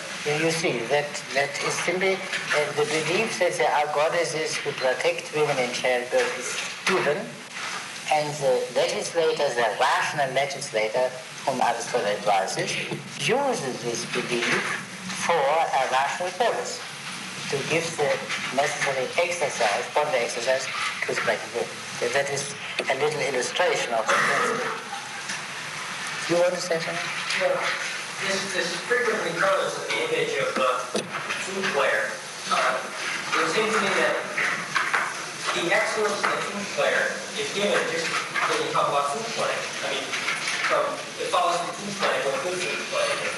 Whereas when we see that Aristotle pushes the analogy and assumes that the excellence of man also follows from just the very idea. He doesn't. The excellence of the flute player doesn't follow from his holy flute. No, I don't mean it follows. And we all could become excellent flute players immediately if we had. No, I mean the idea of flute playing, the nature of flute playing implies a certain conception of the excellence of flute. If you know what flute playing is, or what you know what good flute playing is. In the same way we see that if you know what man is, you know what. You're sure about the beliefs in this very beginning question? I mean, for me, it is very good and very beautiful. The guy I'm saying I myself can do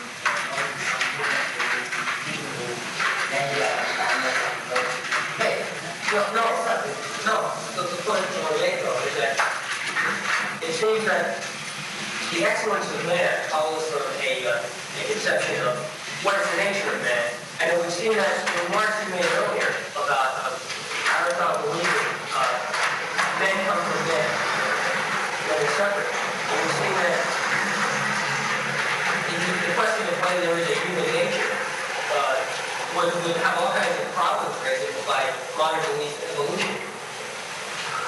Well, after all, whatever the genesis of man may be, once his testament was man, at a certain moment, man ceased to be something in between apes and man and was man. And that is, to that extent, the theory of evolution is irrelevant. To say no, that it's practically irrelevant, that no one for one moment bothered about the question should not half of the human race be non-humans, so that they could be eaten and so not by no one in the sense which it is there. Therefore, that's that was clearly and what Aristotle might have been a thing. For example, take a worm and a bird and a horse, beings with which we are familiar. Now, for example, you cannot possibly say that a worm is defective this moment because it doesn't fly. Or that the bird is defective because it can't raise the body. Each being has a specific nature and its perfection or deficiency is determined by its nature. I mean, for example, a bird which can't fly. For example, there's something wrong with that bird. Because it's a bird. In the case of a horse, something wrong with it, it can't fly. It would be wrong if it can't run. The horse runs. And now the case of man is fundamentally the same. There is a specific work of man, activity, the specific activity of man doesn't say specific activity of the bird is to fly. There are other activities, for example, eating, but these they already come, therefore it's not characteristic. The characteristic activity of the bird is to fly. Now what is the characteristic work of man? That's the question. Everyone knows that. How do we call the other animal? Dance. Man is an animal which talks. And even if some individuals do not talk because they are mute, we know they are defective to that extent. There's something missing which belongs to man. Now then, of course, we have to go into the question, what does it mean to be a good as a talking animal?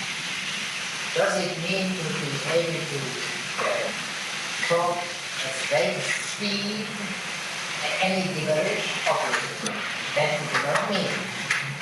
So there is a certain use of thought, a certain kind of thought, and then we come if we develop that Aristotle, then we discover theoretically what we know from habit, the so-called virtue. The virtues, the various virtues, the kinds of virtues are forms of goodness of an animal whose characteristic is speech. And the question of the origin of the human race does not immediately affect that. Only a certain adaptation, namely the certain adaptation of evolution, according to which all changes are merely quantitative changes. Remember, that is an arbitrary and dogmatic assertion.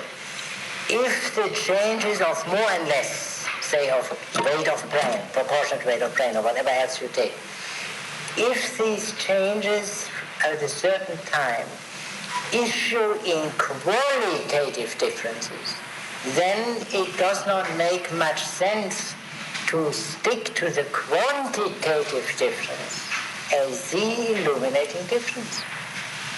That's right. I think this does not create a difficulty. The difficulty is in Aristotle's ethics is rather this, that he never attempted to give an account of the human virtues deductively, if I may say so. You know what I mean by that? Starting from the fact that man is a speaking animal, or the rational animal, to show now how, given the various subdivisions of rationality, as well as the necessary subdivisions of human pursuits, the fundamental subdivisions, how these and these virtues, and only these and these virtues, can exist. To some extent, you find such a deduction in Thomas Aquinas' Summa. But Aristotle himself never gave that. And Thomas could not do it except with the help of certain Platonic speculations. You know, Plato did give a deduction in the Republic when he distinguishes the three parts of the soul. There is a virtue of the desire,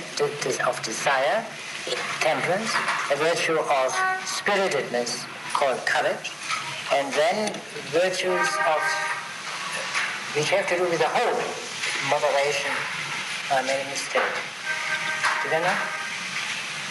Moderation is all. Yeah, sure. No, what is that?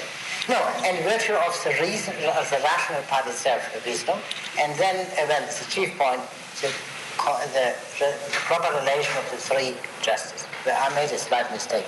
Namely, there is moderation or temperance is not called by Plato in the Republic the virtue of the desirous part. Yeah, of the desiring part, that's right. That, I think, is not difficult. It would be much more interesting to see why it appears to us a difficulty. I do not believe that the ultimate reason for that is the doctrine of evolution, because long before Darwin, or for that matter Lamarck, appeared, new moral teaching was developed in the 17th century and afterward, which is wholly at variance with Aristotelian teaching. The theory of evolution came much too late to affect this change. Is there any other point? So next time, let us see whether we will be betrayed next time again. To prevent that within the limits of the possible, Mr. Agria, you will be present? Good.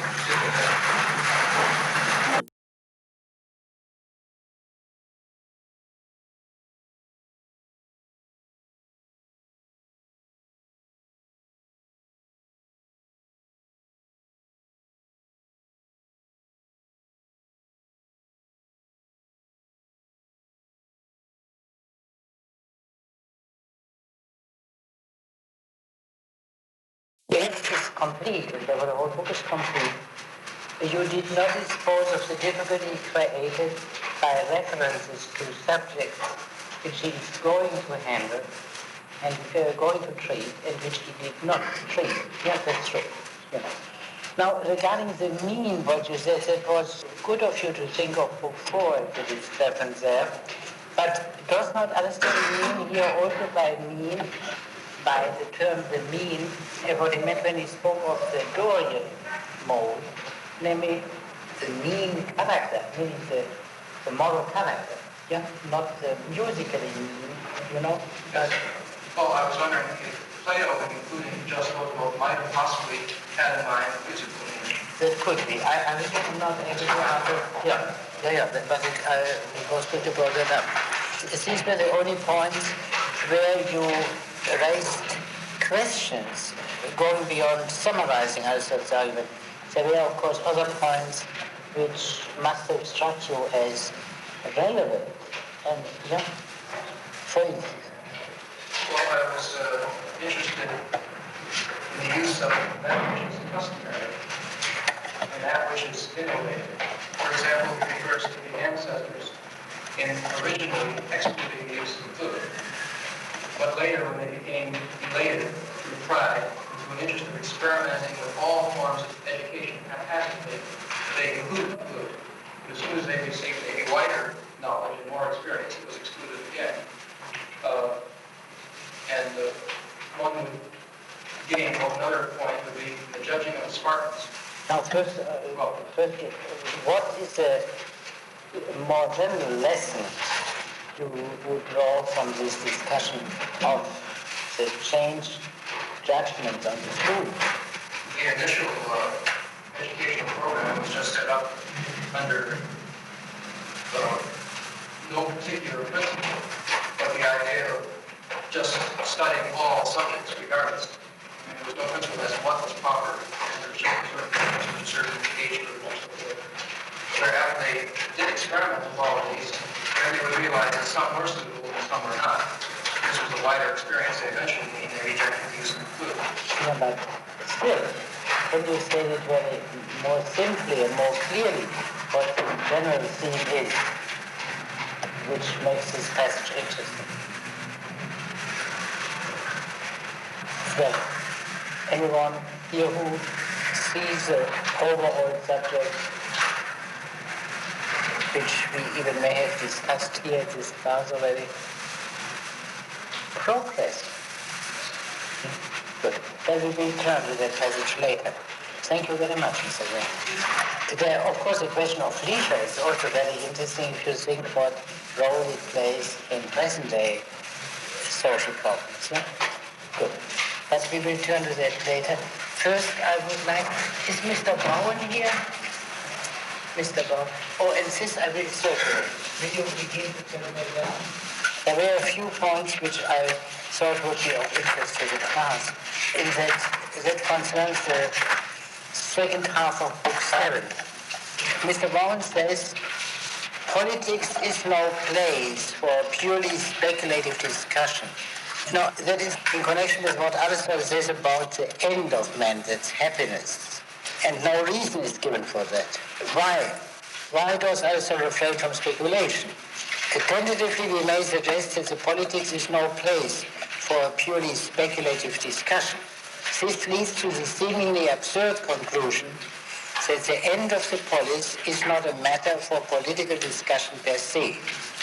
This absurdity, however, suggests that it is a cover of the underlying tension between speculation, philosophy, and prudential wisdom, politics. What would you say to this suggestion? Why does Aristotle not give an argument establishing that happiness consists in the practice of virtue? How would you explain that in this passage of the 7th book? Well, in the context, he explicitly refers to the ethics. It's a simple answer.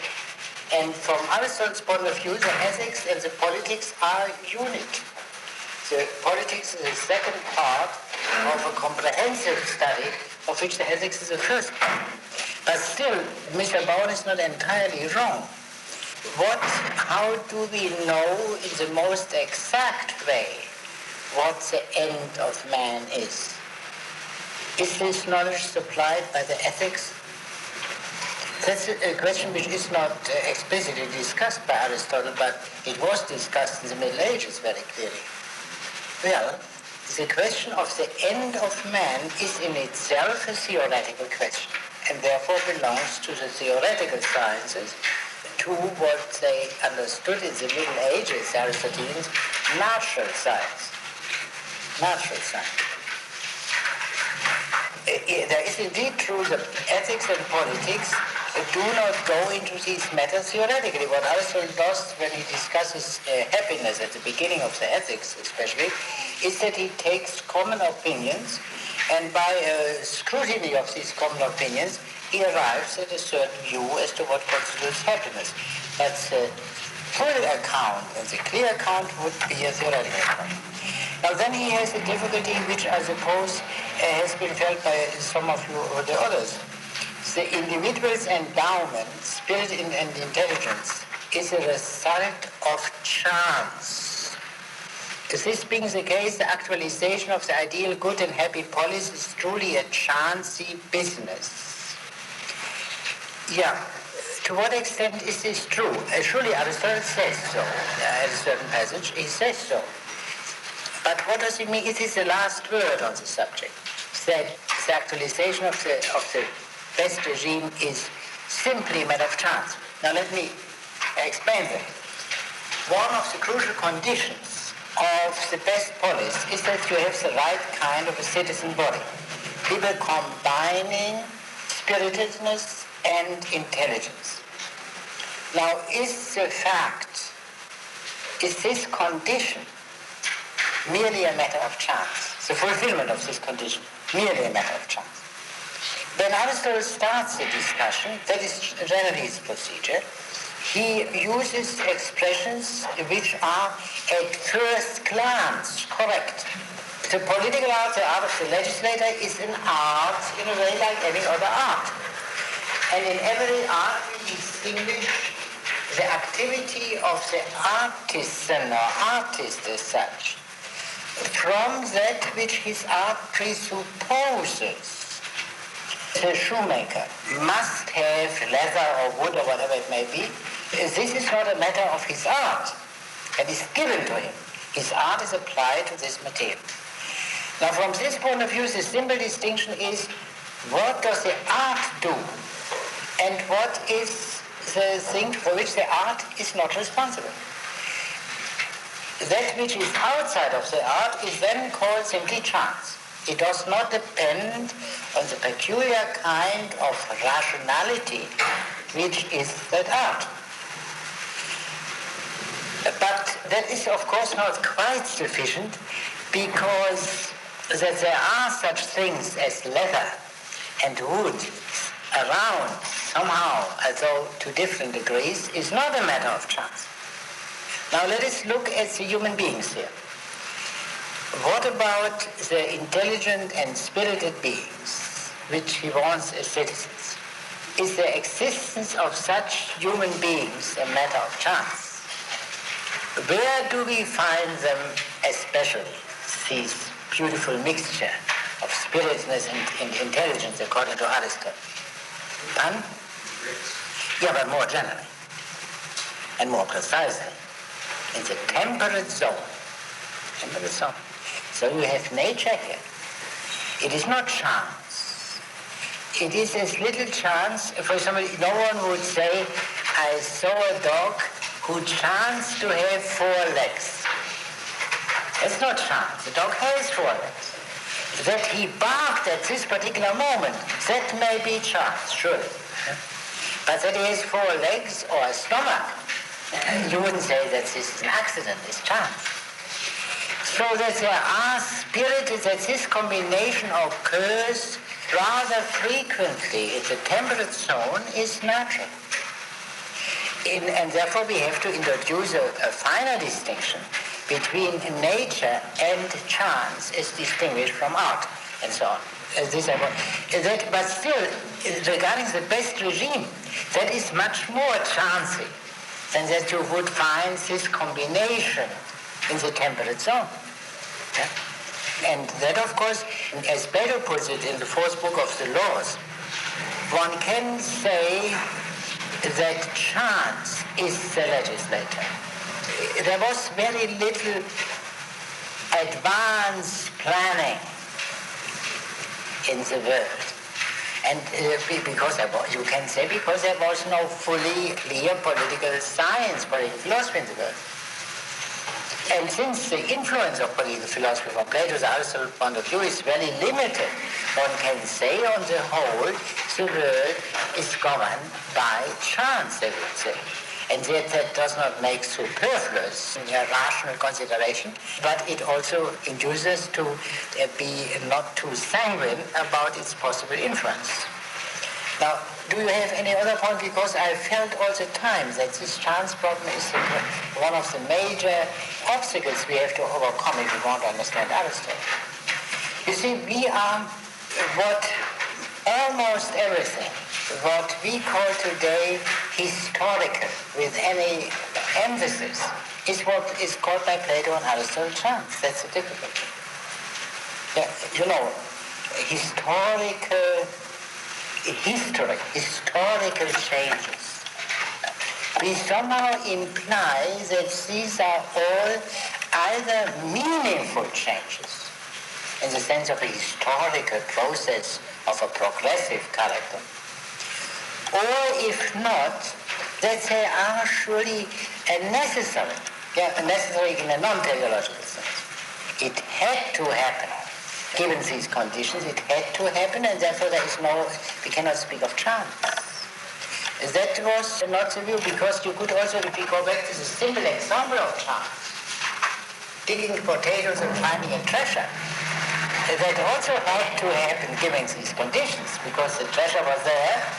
This man was compelled by his hunger and foresight to dig potatoes, and just as the older man was compelled to bury his treasure through fear of enemies who would take away his treasure. So, and yet that doesn't go away with the chance character. You have the yeah. Does this relate in any way to Machiavelli's Fortuna? Sure. Now, this comes at a dividing point between this comes at a dividing point or transition point between the ancients and us. Yeah, but what is the difference between Machiavelli and on the one hand and the ancients on the other? Well, he says that Fortuna is that which is out of our control. That which is out of our control. Who said that? I understood Machiavelli. To that extent he would merely repeat what, that Fortuna is elusive. That is implied in the old understanding. You can't catch her. Machiavelli, the characteristic of Machiavelli is not that it says Fortuna is elusive, which he also does, but that it says you can catch her. She's a woman who can be conquered. That is elusive. That is elusive. Machiavelli teaches, at least explicitly, that needs some qualification, that Fortuna is a woman who can be forced by the right kind of man. And the ancients might have said she is a woman, but she cannot be forced. That is the difference. Now, I can't go into all these things. He says also the educational system will be different for the young ruled than it will be for the old rulers. But old men do not normally go to school. On its face, the suggestion that old men must be educated is ridiculous. Do you recognize here anything what Aristotle says? Of course not. This difficulty is merely one in which Mr. Bowen has found without its being there. Well, I think I leave it at these points, especially since it is not here and doesn't have the benefit, if any, of these critical remarks. Now let us turn to our text, because that is our last meeting, and one should try to give this class a proper conclusion at the end. Let us read the beginning of Book 8. All would agree that the legislator should make the education of the young his chief and foremost concern. Here you see the massive difference between the modern political notion and the classical political notion. Education is the most important theme for the legislator. What does Hobbes say about the most important theme of the founder of a city? Protection. What does John Locke say? Security of property. You see? So, and we could give many other examples. Education is the most important thing. Rousseau, to some extent, restates it, but then Rousseau's claim was that he is the man who restored classical thought against the moderns. But in Rousseau it means something rather different. Nevertheless, yes, go on, please. In the first place, the constitution of the state will suffer if education is neglected. The citizens of the state should always be educated to suit the constitution of their state. So it was a peculiar constitution, a peculiar regime. Yeah. Yes? The type of character appropriate to a constitution is the power which continues to sustain it, as it is also the force which originally creates it. The democratic kind of character creates and sustains democracy. The oligarchical type creates and sustains oligarchy. And as the progression ascends, each higher type of character will always tend to produce a higher form of constitution. Yeah, let us stop here. Now you see, the most important thing is education of the young towards the regime. And therefore democratic education differs from oligarchic education, monarchic education, and so on and so on. But this does not lead to any relativism for Aristotle because there is a hierarchy of regimes. Yeah? Is this clear? Do you have some doubts? Is this clear? I mean, I'm not now concerned whether Aristotle is right, but only the difference. Is this clear? There are n different regimes and the education must be relative to the regime. But this does not lead to the quote relativism according to Aristotle because there is an order of rank to different regimes. Yes? So I misunderstood the expression of your face. Now, Aristotle has said a lot about this education towards the regime before, as you remember, and we compared that with the present-day discussion of how does he call it? Political socialization? Is that the term? Good.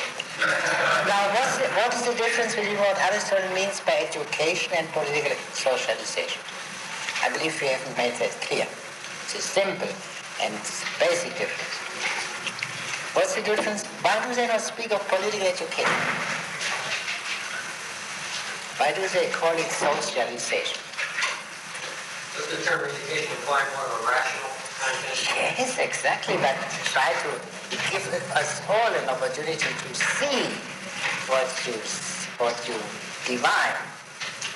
Well, the idea in education, it would seem, is that you can establish that certain values, certain values can be established on the basis of reason, whereas in socialization, you're just trying to form chains of habits. No, forming of habits is decisive for Aristotle. That's not the difference.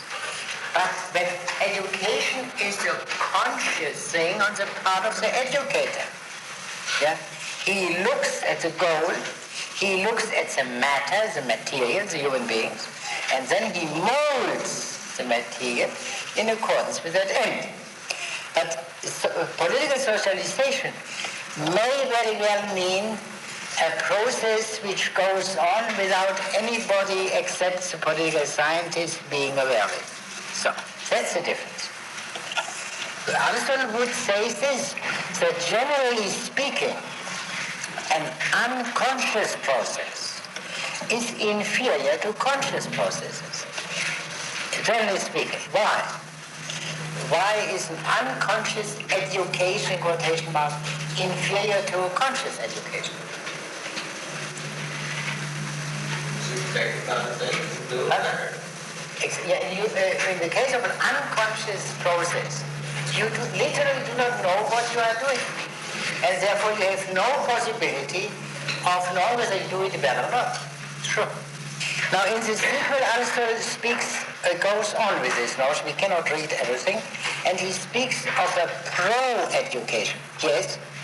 The distinction you're drawing seems to imply that the implication would be that political socialization denies the value of conscious education. I think you're a smart It is indifferent.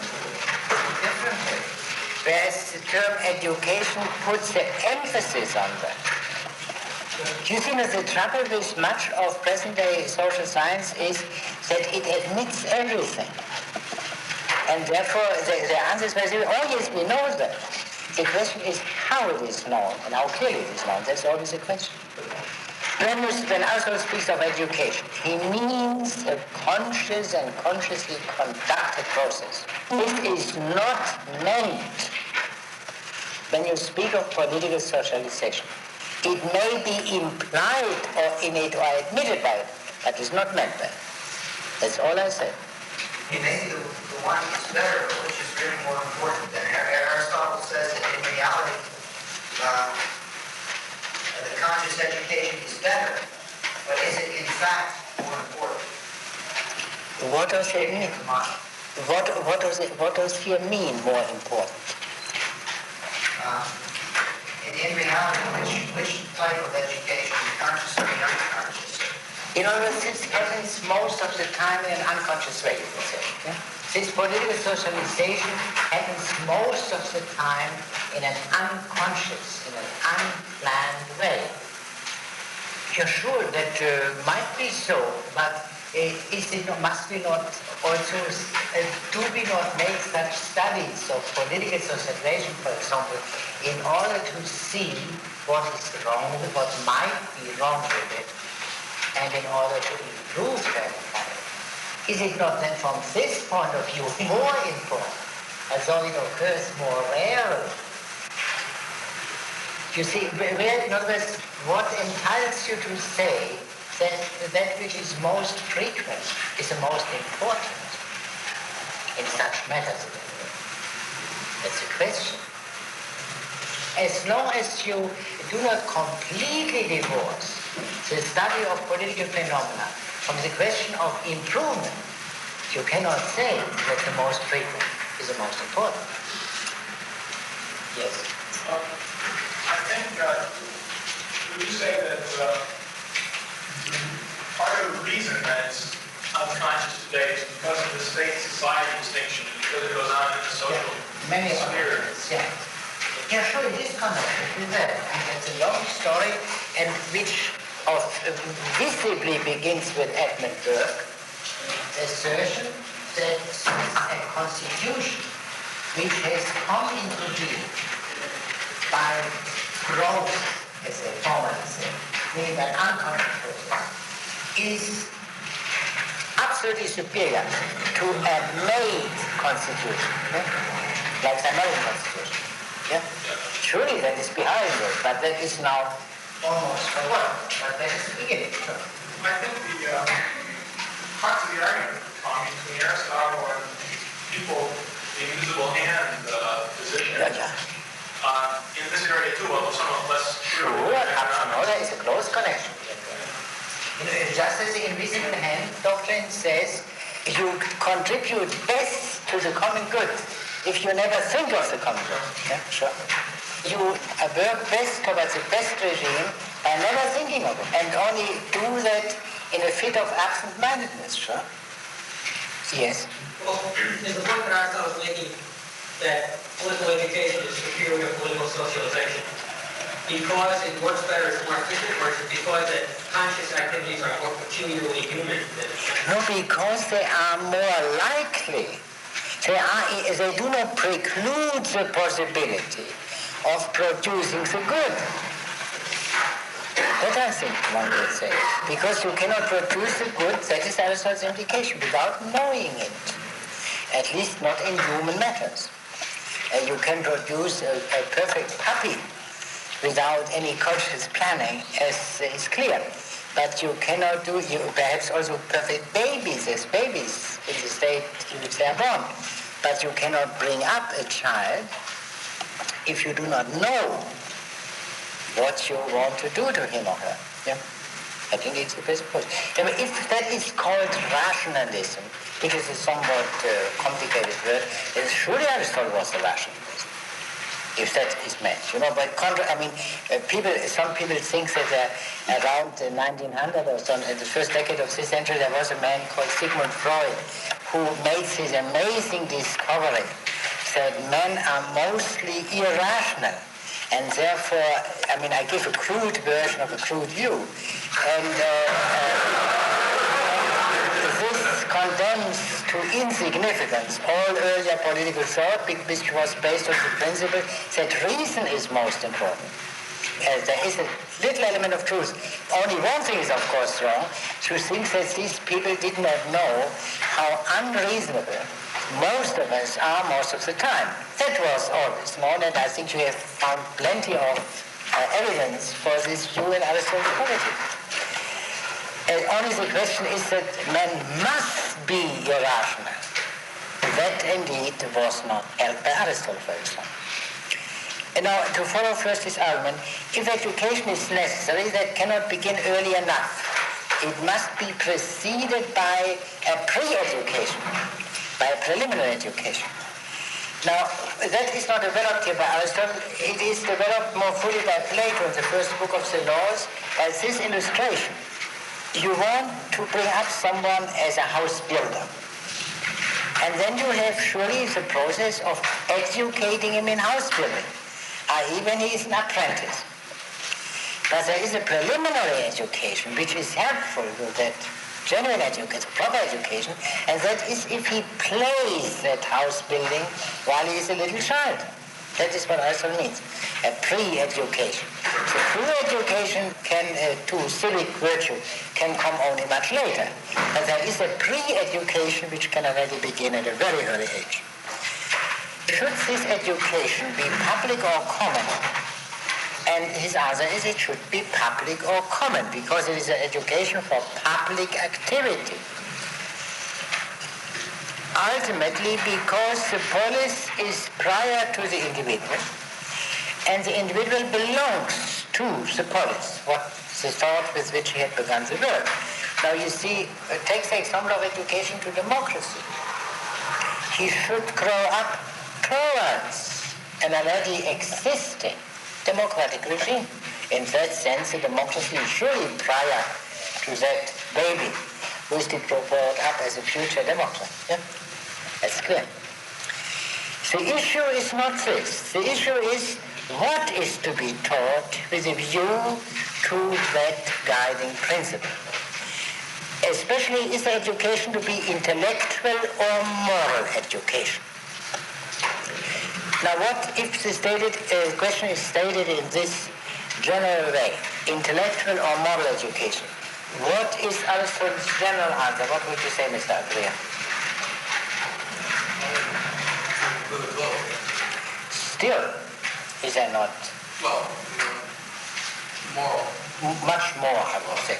Just as in Plato, when you read, for example, the equivalent in Plato would be, say, Book 2 and 3 of the Republic.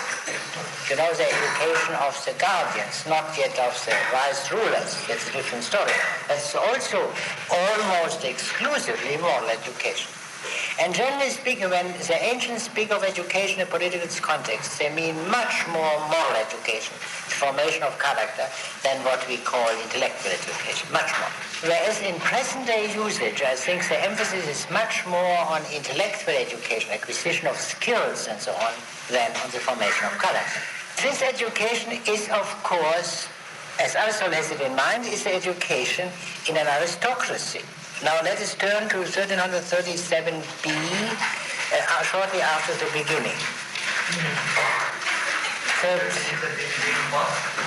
Shortly after the beginning, that the necessary things must be taught, yeah? Well, there can be no doubt that such useful subjects as are really necessary ought to be part of the instruction of children. But this does not mean the inclusion of every useful subject.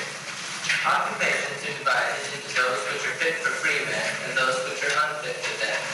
And it follows from this that the total amount of useful knowledge imparted to children should never be large enough to make them mechanically learn. And so on. In other words, the education in an aristocracy must be liberal education. And liberal and not banausic or unfree. And Aristotle illustrates this by a number of examples.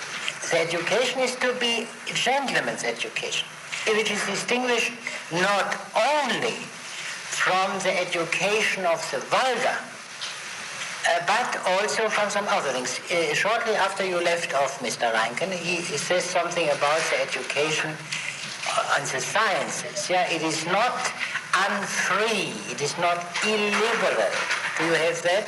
Some of these branches can be studied up to a point without any illiberality. But too much concentration upon it with a view to attaining perfection is liable to cause the same evil effects that have just been mentioned. Well, what he translates perfection means exactness. Exactness. The gentleman is not concerned with exactness. That's an important point. Well, take a very simple example.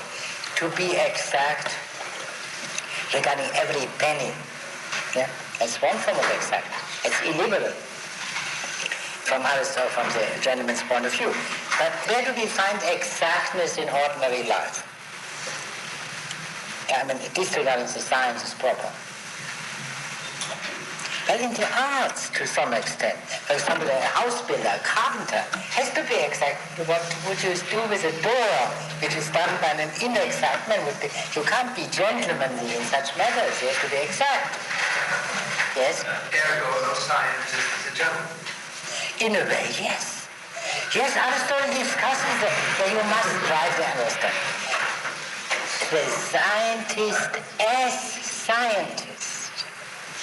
Yeah, whether they may coincide in the same individual. But Aristotle gives some example in his scientific writings, the so-called biological writings.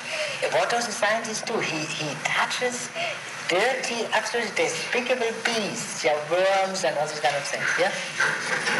And he apologizes. You see, such was the state of the world at that time that he still has to apologize for that he stoops to these low things. Surely there is a difference. But I think it is one thing is to laugh about it, but another thing is also to recognize the seriousness in this ridiculous matter, you see? Is it not a problem, assuming that man is by far superior to the brutes, yeah? Brutes or beasts? I say this in order to avoid the word animal. The Greek word animal comprises man, means living. That we constantly act on that premise. Yeah? We could not understand one another without this assumption.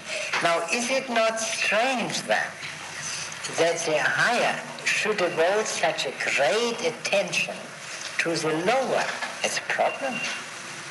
That we are accustomed to it by a tradition of more than 2,000 years is not a good answer, because a merely traditional answer means, of course, some George has the answer, but I don't have it. Do you see that point? So one must really see, why is this a problem? Yeah, but it is possible that Aristotle meant here not so much the exact science, the sciences proper, as such things as medicine. According to the then prejudices, a gentleman could be a physician. He could not be a carpenter or shoemaker. It's still recognizable, Do you not distinguish between the professional men and those who are not professional men? I believe I have heard that.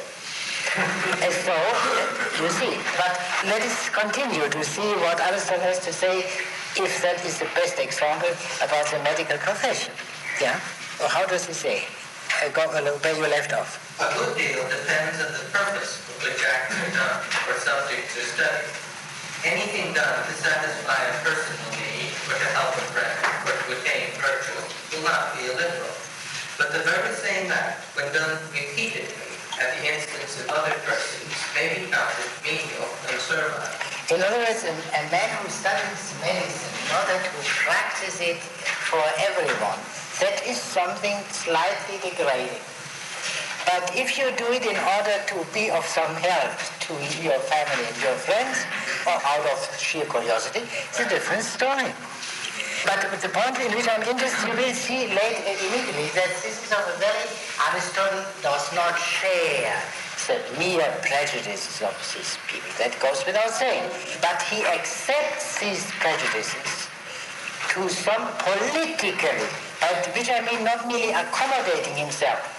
But if it is true that the gentlemen are the best men for ruling the polis, then the prejudices going with the gentlemen have to be accepted for that purpose too, That is clear. If you accept the principle of rule of gentlemen, and gentlemen are constituted by certain opinions also, then you have to accept these opinions for that purpose. Aristotle himself is not under the spell of this prejudice.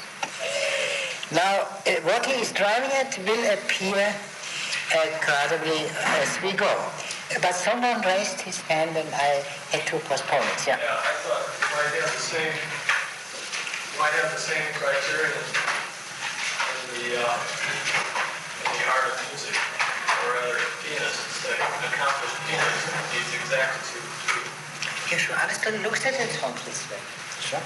But apparently it's going to be a gentlemanly art then. Yeah, he says so later on. Whenever a man is, by what he does, dependent on the opinion of incompetent people. And is the plural, but it is something different. The gentleman is a man who does not depend on the opinion of nonsense.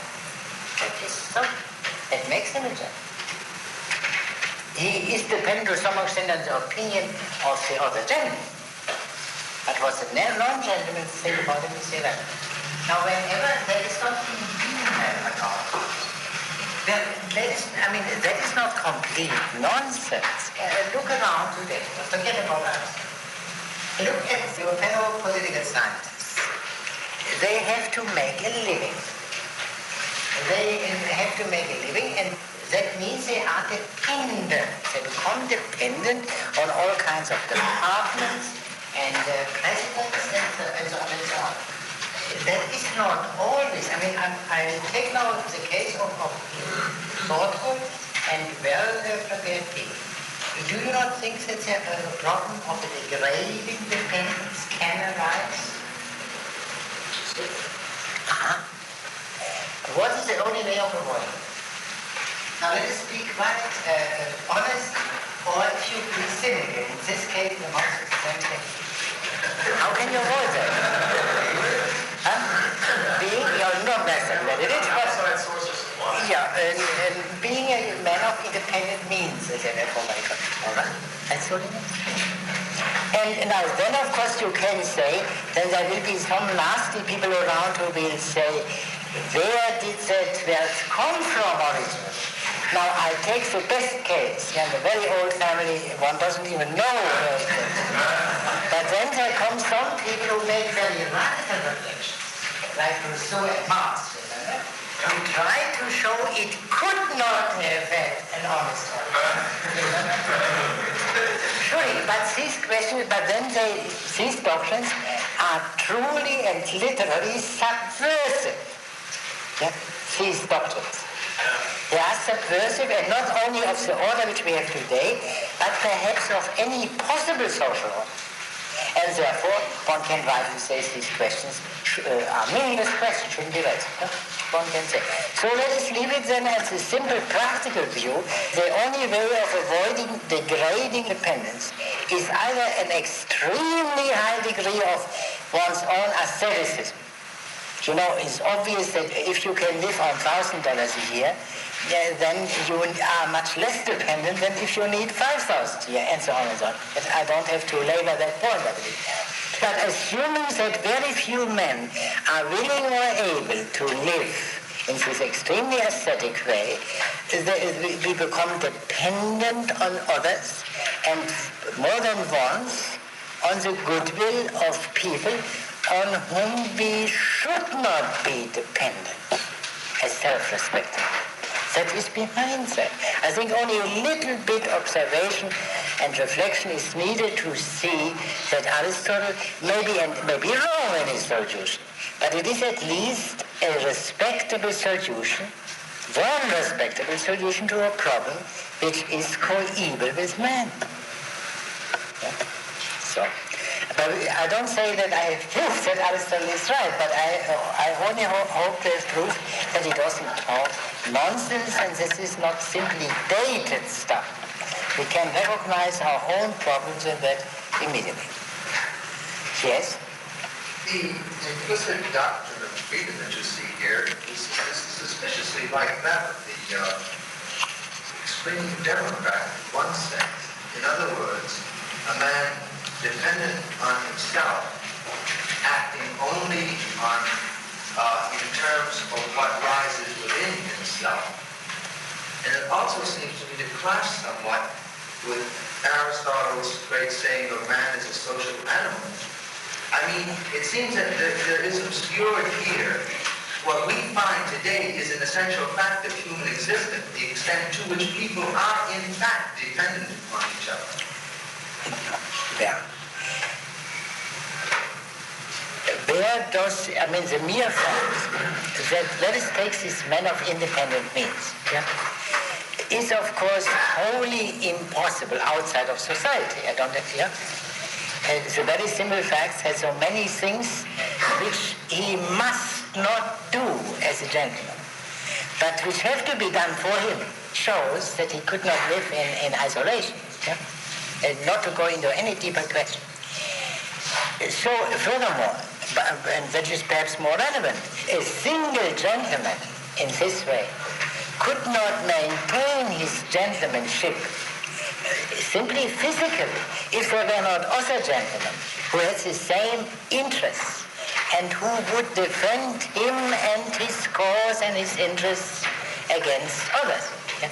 So there is no that men are dependent on others, that every man is dependent, even the most powerful tyrant, as you know, is dependent on other human beings for the simple reason that every man is killable by any other man, you know that? Hops straight inside. Yeah? That is true. And of course Aristotle knows. Now I think you are guilty of an unfair demand.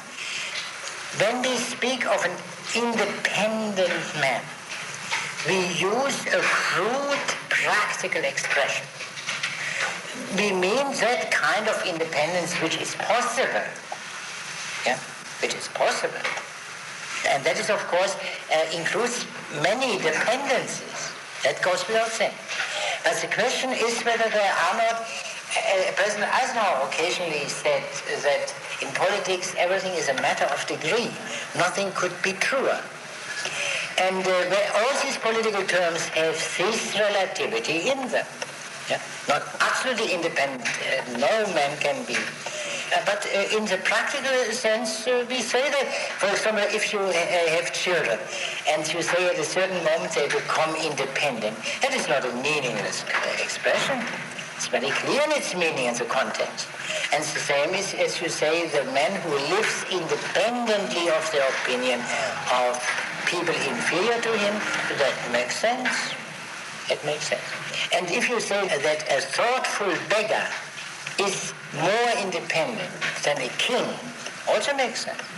Yeah? He needs men infinitely less than the king needs. Yes? What seems to be a very fundamental point here, that as well as the virtues of these liberal gentlemen, this aversion to exactness indicates what it seems to me would be the defect of a regime that was controlled by them, which would be, if the regime is controlled by them, presumably the ultimately dominant attitudes have an aversion to exactness. And it seems to me that this leads to a kind of culture where fewer really important things get done. They're new or on a large scale. And I was thinking about England, and I think one of the reasons that England has succeeded so much is because it's accepted into the leaders accepted into their ranks men who are so concerned with exactness. And these men have been able to balance the people who have an aversion to it. And a society totally concerned with liberal things might be very dull. Yeah, whether it is dull is perhaps not the highest consideration. Because perhaps the purpose of life is not fun. Oh, I didn't mean no offense. But it surely, no, there is no question, but still I can only say this. What is, in order to show the difficulty here, what is the net result that they had Newton in the Mint, yeah? In the Royal Mint, and John Locke as practically the founder of the Bank of England. And which of the famous scientists was in the House of Lords or in Parliament? John Stuart Mill was in the House of Commons, and so on and so on. Very well. What is an ultimate outcome of that? You mean in England? Yeah, all right. Even in England, but generally. Well, I'm not certain I follow where you're going. Yeah. But I think very simply the hydrogen bomb. Oh, I see. So in other words, that is not that interesting. That is not, I don't say that this is novos nonsense, but I will say only that is not such a simple thing. The belief that there is a perfect harmony between the men of exactness, the scientists, and the political men. That this raises problems of its own. You see, you can put it this way. There are perhaps, for convenience sake, two fundamental possibilities of solving the political problem. One was the Aristotelian, which is the same as Plato and so on, basically. The other is a modern one. And they have something in common, surely, but they are also fundamentally different.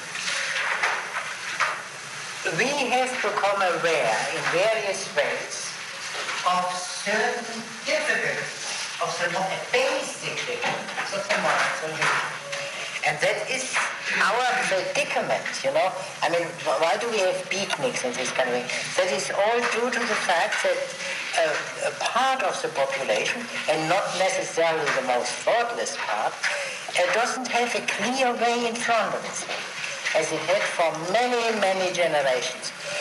We believe progress, and we know in a very vague and general way where it leads to ever greater abundance, to ever greater freedom, to ever greater equality, and to ever greater culture.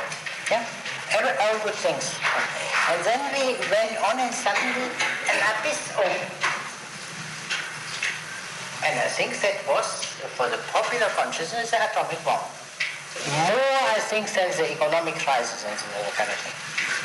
Because the economic crisis, someone could say, we get in another expert called Lord Keynes, and he will take care of that, you see. So.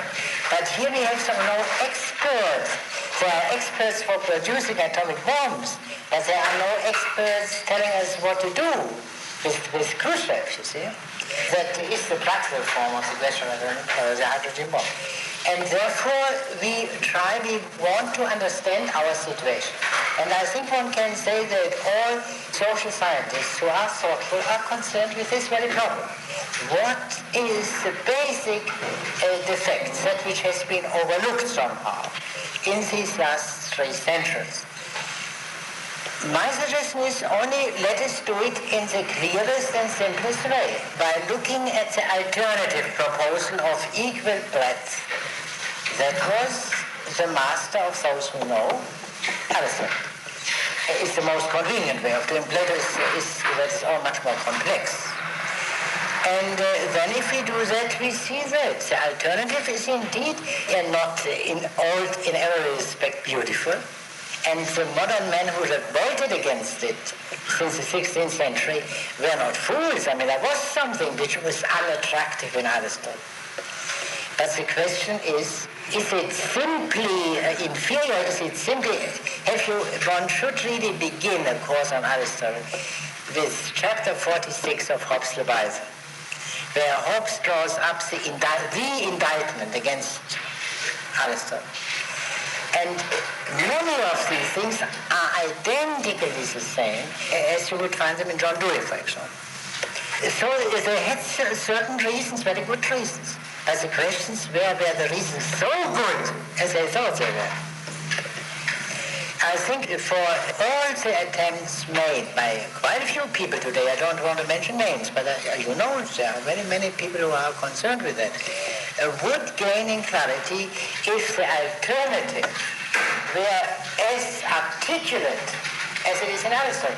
If you take some documents of, say, Archbishop Laud's fear of what would come with the emancipation of the capitalists, this kind of thing, it's a very narrow issue. Here it is stated in all comprehensive. That is the point. Yeah? Good. Now, but we are not yet where we should be regarding, so the educational repeat is the gentleman's education. Now, how does it look? Let us go on. What are its subjects? Studies now generally parts of the curriculum. Because it is also controversial, where the other things are admitted. Yeah? Yes? At present day, it is mainly studied as if its object were pleasure. But the real reason, which originally led to its being made a of education, is something higher. Our very nature has a tendency, which we have often remarked, to seek of itself for ways and means which will enable us to use leisure rightly, as well as to find some right occupation. Indeed, it is the power to use leisure rightly, as we would once more repeat, which is the basis of all our life. It is true. Yeah, let us stop here. Aristotle tries to answer the question by returning to the nature of man. The consideration that music is pleasant would not decide the issue. This much is clear. Would not decide. According to nature. Now this is of course a key word regarding the best regime. Do not forget that in the best regime the most important issue, namely regarding the relation of the element of strength and the element of understanding, the military element, the governing element, was decided entirely on grounds of nature. The same men must be both the warriors and the governors, but they can't be at the same time. Because it's a time where you are best as a soldier and you are not so good as a governor, generally speaking, and vice versa. But nature does it, because there are the two stages, youth and maturity. And so we can even get the finest to be the priests, the old ones. Here's the three stages: youth, maturity, old age. The natural distinction is the basis for the distinction between the warriors, the governors, and the priests, according to nature. Here again, we consider nature as our guide. Go on. We need both then, yeah? Yes? It is true that both occupation and leisure are necessary, but it is also true that leisure is higher than occupation, and is the end to which occupation is directed. Our problem, therefore, is to find modes of activity which will fill our leisure. We can hardly fill our leisure with play. To do so would be to make play to be all and end all of life. That is an impossibility. Play is a thing to be chiefly used in connection with one side of life, the side of occupation. Simple argument shows that this is the case.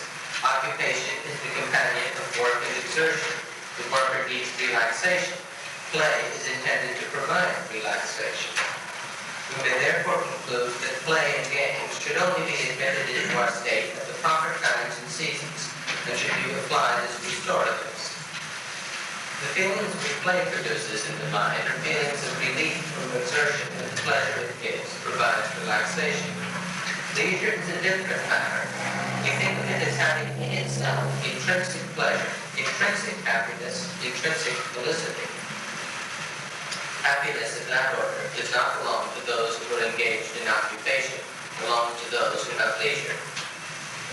Those who are engaged in occupation are so engaged with a view to some end which they regard as still unattained. But felicity is a present end, and all men think of it as accompanied by pleasure and not by pain. Yeah, let us stop here. Now, Aristotle makes a crucial distinction which has somehow been forgotten between recreation and pleasure. He establishes this hierarchy. The lowest is recreation. Then comes business, occupation, and the highest is leisure. Recreation, you relax in order to work, or to work better. But you work not for the sake of work, but for the sake of your passion. That is absolutely crucial. In the ordinary discussions of leisure and leisure time, of course, these two things are identical, as you know. Yes? What of the academician? What do you mean by academician? What of yourself? Well, what you must know the answer according to Aristotle. If I were not academician is a dubious thing, but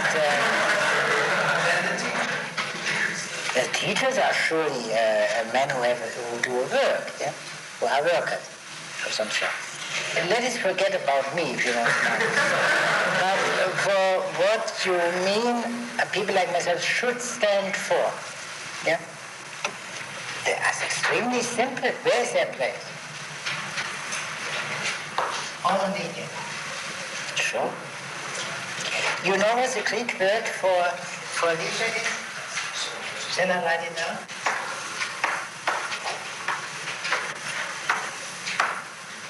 Schole, Latinized schola. English.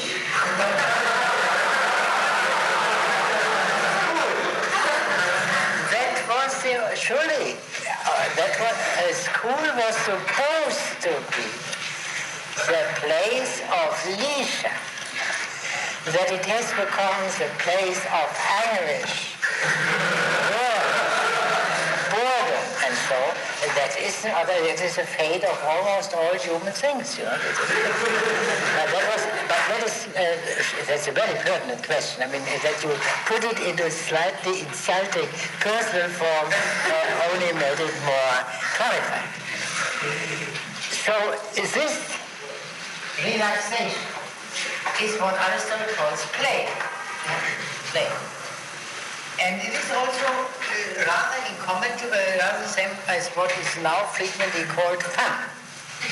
Yeah, fun. But fun and leisure are two entirely different things. Aristotle will give some examples of such recreating things which are fun and rich in fun and yet have nothing to do with leisure. For example, there is one recreating activity which we all indulge from time to time, I'm sure, and that is sleep, as Aristotle mentions later. But of a man who would work in order to sleep would be a rather perverse human being. Another example which Aristotle gives is getting drunk. That, as you know, came from the literature, I'm sure, that can also contribute to relaxation. But a man who would work in order to get drunk from time to time, that is the end, would also be a very strange fellow. So, recreation is fun. Business is with pain. Effort and annoyances. Recreation is incompatible with annoyance. Yeah? But business is unthinkable without annoyance. And leisure is also without annoyance. That is a quasi-translate pain by annoyance to make it clear, because I'm aware of the fact that there are quite a few businesses which are not accompanied by bodily pain, but annoyance is also painful. Now, in order to understand the distinction, I would like to use a simple suggestion made by a German writer, Pieper, who wrote a very interesting book on the subject of leisure. Now, what was the traditional name for leisure time? I mean, traditional in the Western world, you know the term. Now, how does our day, how do our days and weeks pass? We work on the day, I suppose, yeah? Sleep in the night, or have recreation after work, dopo lavoro. And then, what was the institutional form of that which is neither work nor recreation? How was it called? Huh? Yes, you see, we work on certain days, which we call working days and also weekdays. And then there are other days. What is the traditional word for that? Holidays. That is a very good help for the understanding of what Aristotle means. Holidays. That is neither work nor mere recreation. It is a dedication to something which is the end of it. Aristotle will not say that, as I want to tell you in advance. But this gives all of us an idea. And therefore one can say, which was said by Pieper, that the problem of the leisure time is simply the problem of the obsolescence, disappearance of the holidays as holidays. I mean, not holidays in the sense where it stands for vacation, i.e. for recreation, but in the origin, holy days. Yes. Now let us go on. We come very soon to the crucial passage. Yeah? Where we left off. Yeah, every one of us all believe. And when all believe it, literally all, then it is not a mere accident, and it has some ground in all belief. For example, when all believe that the sun turns around the earth, this terrible crime which man committed until Copernicus came, that was of course not an accidental folly. Yeah? Not an accidental folly. That has some truth in fact. We still see it every day. And that has to be corrected on the basis of very complicated considerations. That's also true.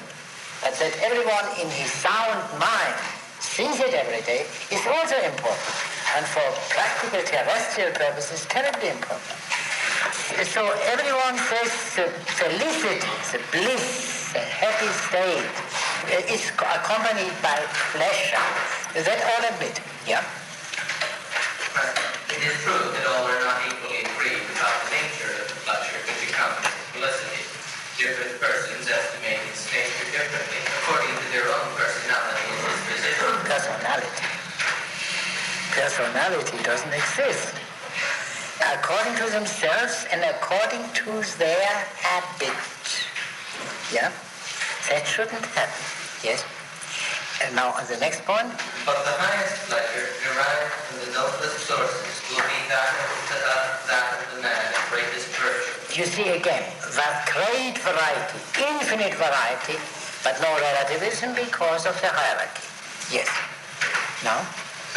It is clear, therefore, that there are some branches of learning and education which ought to be studied with a view to the proper use of leisure and the cultivation of the mind. It is clear, too, that these studies should be regarded as ends in themselves, while studies pursued with a view to an occupation should be regarded merely as means and matters of necessity. This will explain why our forefathers made music a part of education. They did not do so because it was necessary. It is nothing of the sort. Nor did they do so because it is useful, as some other subjects are. Reading and writing, for example, are useful in various ways for money-making, for housekeeping, the acquisition of knowledge, for a number of things. Drawing may be held to be useful in helping them to judge more correctly the works of different artists. And artisans, no difference in Greek. Yeah. Carpenters, for example. Surely. Nor is it like physical training useful in improving health and military prowess. Nor is it on either. We are thus left with its value to the cultivation of the mind in leisure. This is evidently the reason of its being introduced into education. It ranks as a part of the cultivation which men think proper for free men. This is the meaning of the lines in Homer beginning, "Such are they who alone should be called to the bountiful banquet." Continuing after a mention of various guests with the words, "With them they call a minstrel to pleasure all men with his music." Again, in another passage, the business is made to say that music is the best of pastimes when men are all merry, and they who feast in the hall lend their ears to the minstrel in silence, sitting in order due. Yeah, let us stop here. Incidentally, Barker shouldn't say Odysseus is made to say. Odysseus says. Just as Homer says, Odysseus says, that is not uninteresting for the question of how Aristotle read Homer. And since he may have read him better than we did, it may be of some help for understanding Homer himself. But let us now come to the main point. Here we have the answer to the question.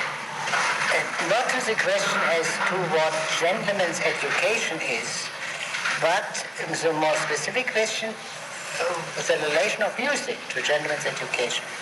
The gentleman must have the liberal studies, the necessary only in a subordinate manner. Liberal studies are such studies as enable him to spend his leisure appropriately, i.e. nobly. Yeah, but what is that activity? How does the gentleman spend his leisure? Here we have the answer. What does he do? What does he do? he listens to the singer. The singer, the poet. I make one addition, which is not stated here, but which I take for granted Aristotle implies. He listens to the singer with understanding. Yeah. This seems to be, now if the leisure activity is the end of it, then the end of the gentleman's life is to listen to the poets. That is the end. Some of you, we also have seen, the corresponding statement at the end of the ethics, which is in many ways a more comprehensive work than the politics is. What does he say there as to the end, for the sake of which all business? Same argument fundamentally there. Recreation for the sake of business. Business for the sake of leisure. Leisure is the true end. What is the true end according to the end of the ethics? Pardon? Virtue. No. Yeah, virtue, but it's a certain kind of virtue. Contemplation. Contemplation, yeah. Understanding, contemplation. The gentleman does it in his way, and therefore not in the highest way. That is in a sense the end of the gentleman's life. To sit there, look at Odysseus, who was in a way a gentleman. He did these amazing deeds, that with great anguish and annoyance, when he was with these Cyclops and Calypso and Circe also was not exactly unmitigated bliss, and to say nothing of the other adventures which he had. But why did he do that? Ultimately, in order to listen to the singers in the country. When he comes to the Phaeacians, you remember, as his minstrel comes, his growths are partly from this connection. That's his activity. If you would say, what would be the present-day equivalent? I think you must have heard of people who, very active and successful businessmen, who still do all that what they do, ultimately for the sake of culture. You must have heard that. And what does that culture mean? I mean, I know there are also others who would say they do it in order to become philanthropists. That's another way, which Aristotle also considers, but that is one answer of very great importance. But what do they mean by culture? For a respectable example, Yeah. Einstein, about 10 years before he died, what does it mean to die? It means that we will no longer be able to listen to Mozart. Yeah, that would be an example, but Einstein is not the best example because he was more a scientist than a gentleman in this sense. Yeah? No, I don't deny that he was, but I mean, he is not such a clear example of a gentleman as, say, Colonel Blimp. Yeah? Colonel Blimp, the famous British figure. Have you ever seen that? No, really wonderful character. Good. And now, that is so. That is one answer. That here you see the difference very clearly. In understanding the poet, the music of always, practically always inseparable from speech. So we could perhaps better say poetry. That is obviously different from business, that's clear. It is also different from mere recreation, like a swimming pool. Yeah? Because it is really a proper occupation of the mind. Yeah. Yes. I'm bothered by the fact that artists themselves pay so much attention to exactness and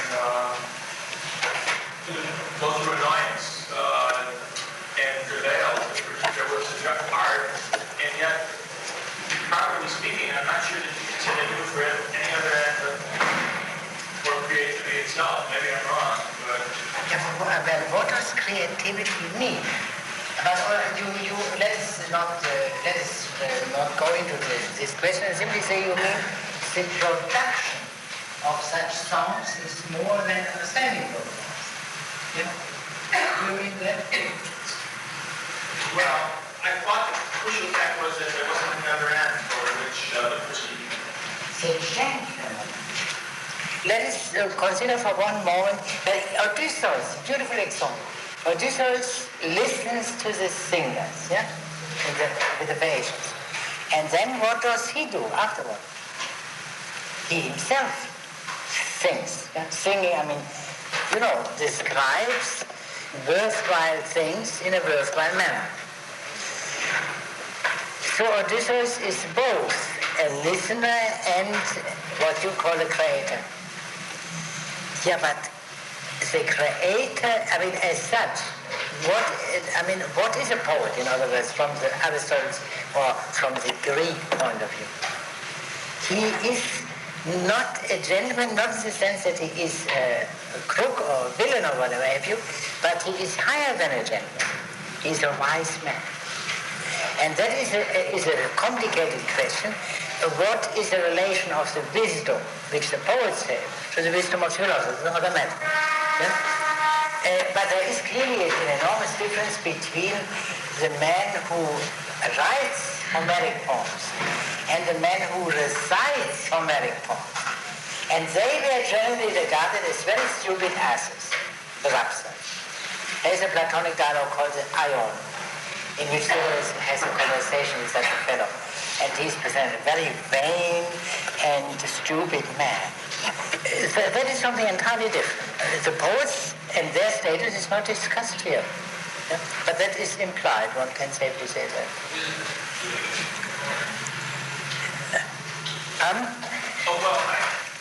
For instance, they talk about the simple workmen who lavished all their time and their religious devotion on the great cathedrals of Europe. And here's attention to exactness and activity which has no other end in itself, I think, really, because it's religious. And yet, and therefore I think you have to call it leisure.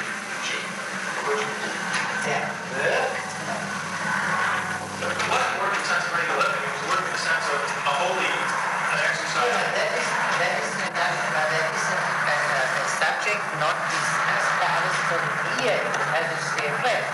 He will take up it later, and that is, we don't have the time for that anymore. Aristotle in the sequel, I would like to mention only this point. In the sequel he goes into, but we must not forget this very important passage which we read. He takes up later on the purpose of musical education. Yeah? Up to now he has said, what is music for?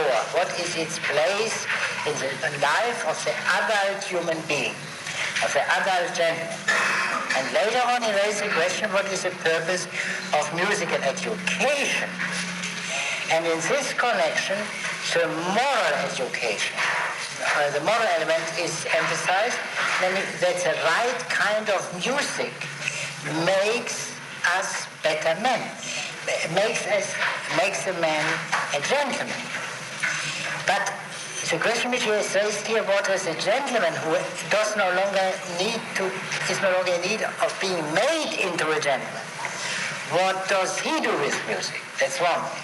And the other question is, what does music do in order to form gentlemen originally, i.e., what is the purpose of musical education?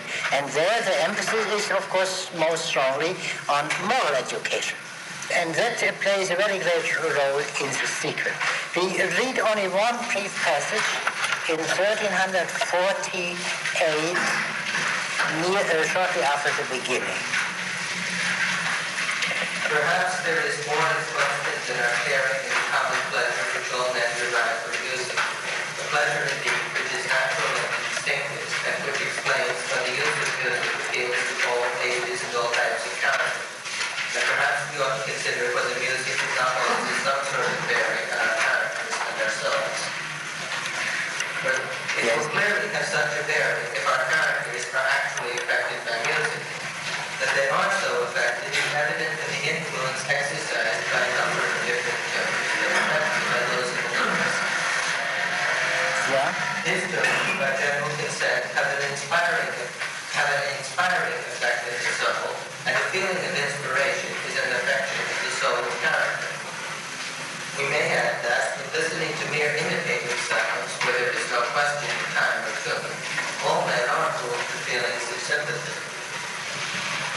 Now let us stop here. In other words, music does two things. It makes us, how did you say, inspired?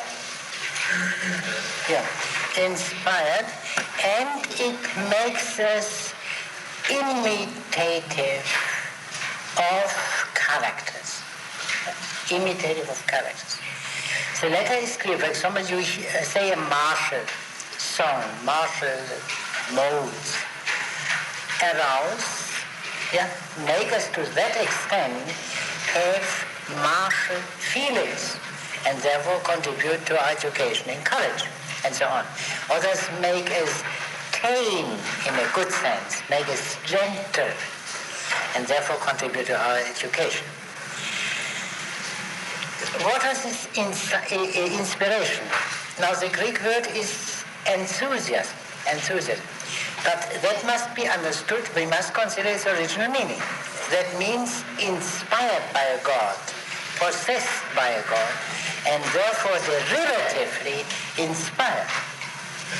That is something different from the modern education. And here is where the problem of what you meant, namely religion, comes in, only in this form. And in this connection, Aristotle speaks later on of tragedy. Tragedy has very much to do with this, not with the formation of character, but with creating this enthusiasm inspired by God. But what is meant by that in Aristotle? Very generally speaking, Aristotle makes another distinction later between music and other things which teach us, of course, moral and so on. And then there are forms of music which excite, inspire us in this religious way, as we would say. Their function is not teaching, but purification, purging. And you know the famous definition of the tragedy by Aristotle, that it is a form of purging of our souls. This is Aristotle's answer to this question.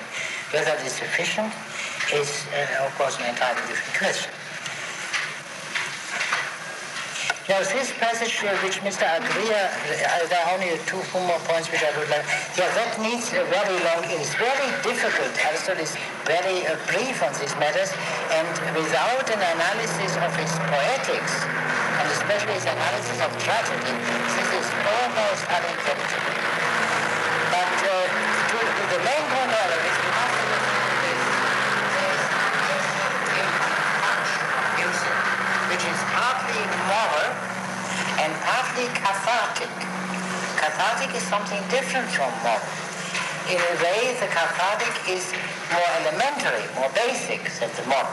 The cathartic has a function of liberating us from fundamental obstacles to serene morality. Whereas the moral education is directed immediately toward this moral serenity.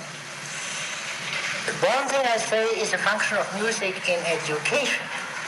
And another, and in a way a more important question, what is a function of music in the life of the already educated or mature gentleman? And that question, the first question, we have seen Aristotle's answer. This passage, which we briefly discussed in 1341a 26 following, about the history of the flute, is very interesting. And you see that what some people think historical understanding is a product of the 19th century, so it's sheer nonsense. Aristotle says here very clearly what happened. The Greeks won the Persian War. They won it. They defeated the greatest power of which they knew, the Persian Empire. And then they became more courageous, more self-confident than they were before. Out of that grew ultimately the glory of the intellectual development of Athens.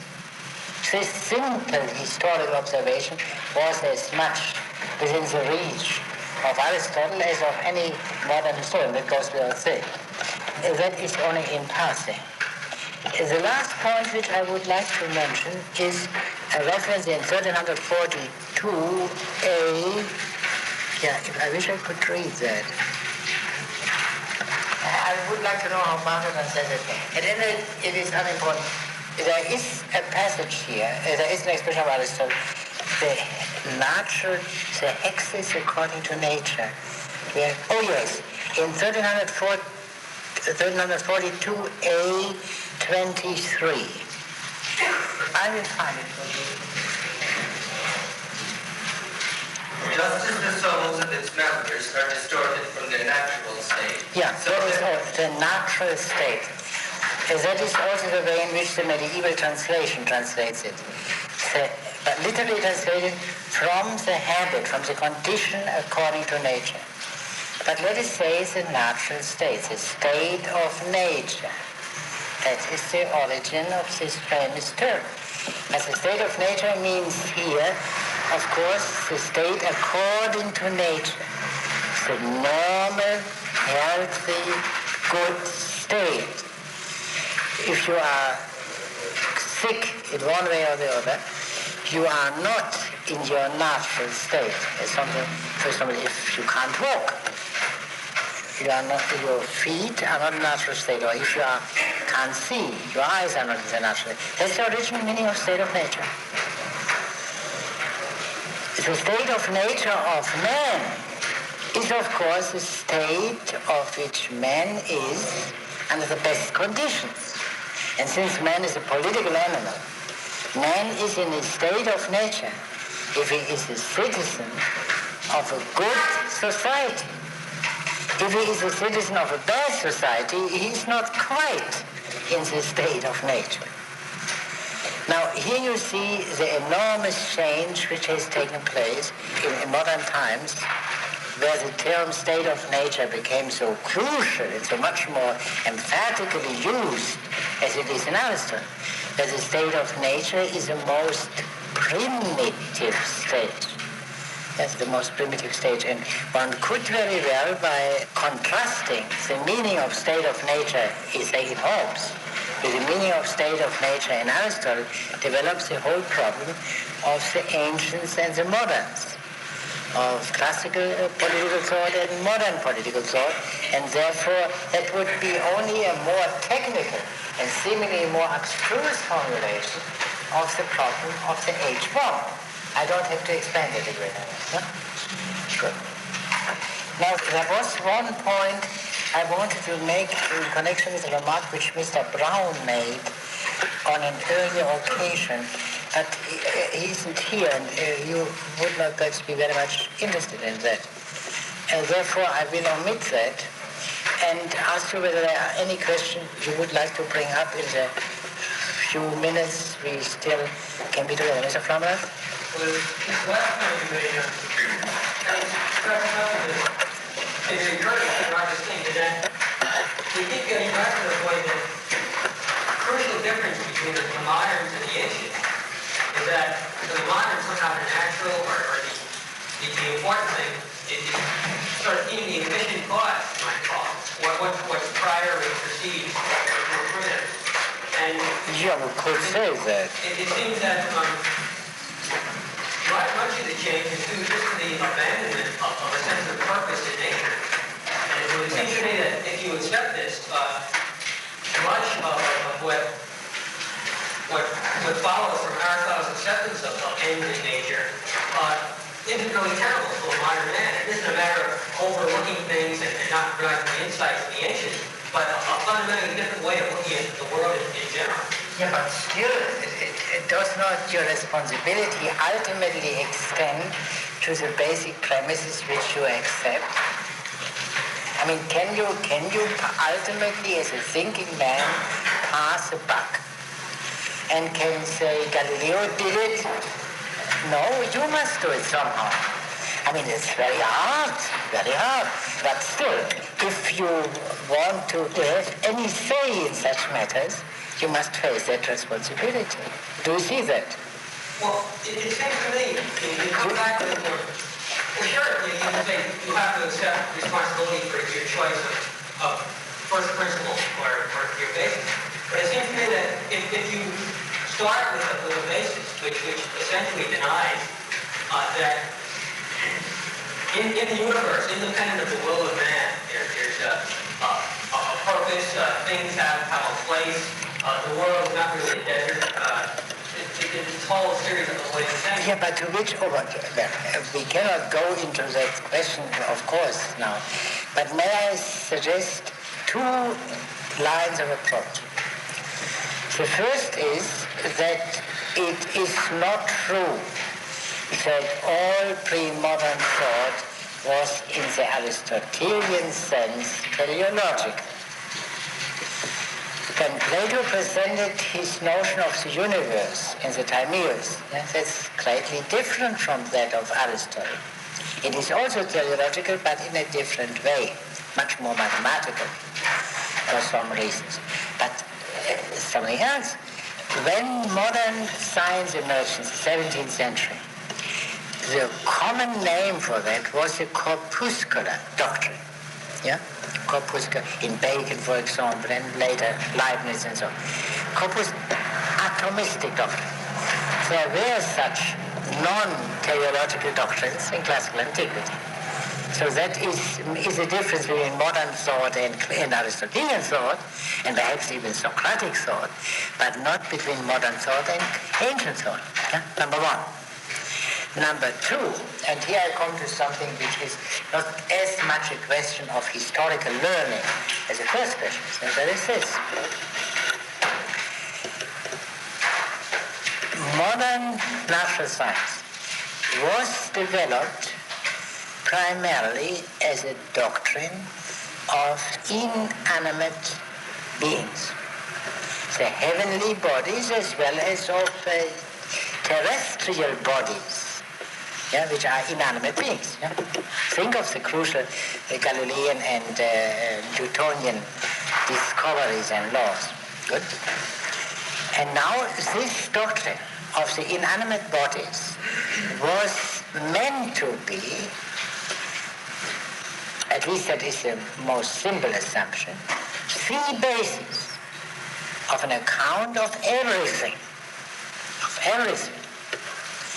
In particular of that thing commonly called the soul. You know? There were great difficulties, very great difficulties, and if you read the most intelligent materialist in modern times, Thomas Hobbes, you see that there you would have the impression it's absolutely hopeless to solve it. Then there came somewhat more ingenious men than Hobbes, for example Spinoza, and tried to solve it. Yeah? They developed a certain psychology, I can't go into that. Today, the whole thing is in a way abandoned.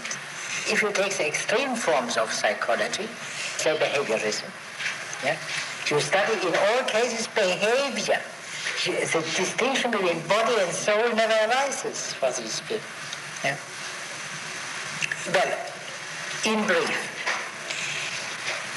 the modern science is burdened with what I believe is an absolutely hopeless problem, to give an account in its turn of the human soul and his actions and his motions. The Aristotelian natural science is open to very great difficulties, and no one in his senses could say it can be restored as he stated it. Yeah? Although it is perhaps not as easy to refute as some people sometimes think, even as he stated it. But Aristotle's natural science has one very great advantage, and in this respect it is still absolutely superior to anything you find in modern science. And that is that it begins not with inanimate bodies, but with the soul.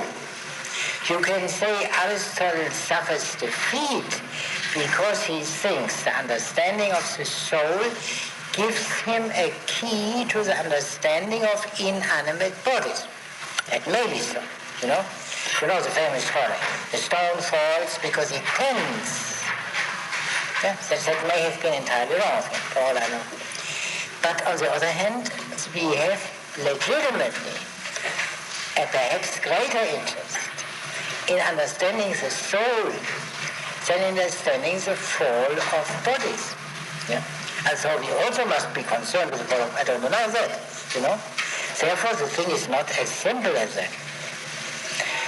The question is, when you say final causes, then, of course, everyone's back is up against that terrible thing. But when someone would speak of inclinations and tendencies and so, that doesn't sound so terrible. And that is theology. When you use such a simple word as growth, you mean a movement from to, in the sense of a perfection. It grows to something. That is a simple, obvious phenomenon. A puppy becoming a grown-up dog. And anything of this kind, from which Aristotle starts. And he contends, by implication, you can never understand that if you compare that to the fall of a body. It's something entirely different. How to reconcile that? That is, of course, a very great question, and only a man who would be a genius equal to Aristotle could even hit on a conceit, on a notion, which would give us a side, but on the other hand, no one can sensibly expect of us that because of these tremendous things done in the exact natural sciences, the only way of understanding human things must be one way modeled on the way of the exact natural sciences. That is a wholly unwarranted, although prior to investigation, plausible assumption. So how plausible is you see that everyone falls for this notion at least once in his life when he says, since the natural sciences made this tremendous progress by the use of these methods, then why don't you do the same thing in the social sciences? Yeah? You must have heard this n times. And yet, while it is plausible, on inspection it proves to be very questionable. I think that's the issue.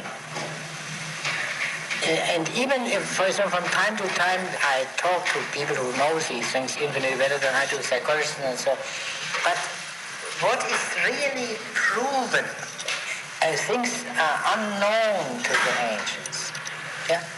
Or at least not mentioned anywhere, and of any importance is very little.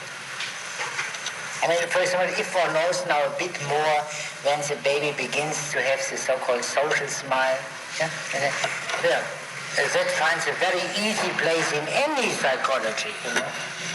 Or if one can perhaps give a somewhat better account of slips of the tongue, if it is a better account, then Aristotle gave, who doesn't mention it, or of dreams, which he did discuss, perhaps. But that does not necessarily mean that the whole context in which these modern observations are made is the sound one. You know? I mean, and one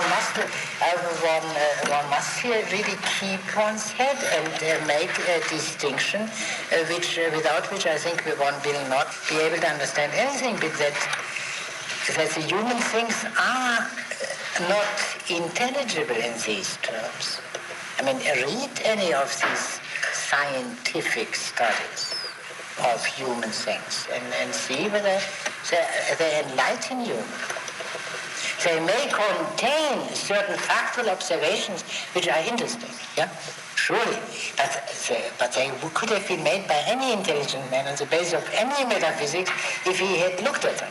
They have nothing to do with this particular methodology. The example of Mr. Brown concerns something. I will mention this now. The question was Aristotle's analysis of the tyrant. And Aristotle says something about what moves the tyrant. In present-day lingo, is the motivations of the tyrant. And you know, Aristotle has simple fairy tale-like stories. He's a man who loves wealth and power. And, well, of course, one could say the first objection which one would make, well, Stalin and Lenin probably meant something more than they are rich and powerful. They stood for a cause, yeah? The famous thing. Of course, that must be considered, and I gave some indications to that, the question of so-called ideologies, yeah? Which are, in the strict sense, absent of ancient thought. But Mr. Brown meant something else. He meant such things as sadism. For sadism. Yeah?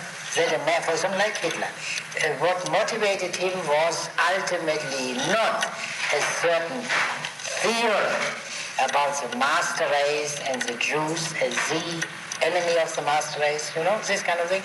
Nor was it his desire to eat 10 steaks a day and other things of this nature, or to wield power for his own sake, but sadism. Sadism.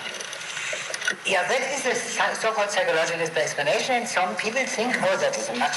Where do you find any reference to such delicate things as sadism in Aristotle?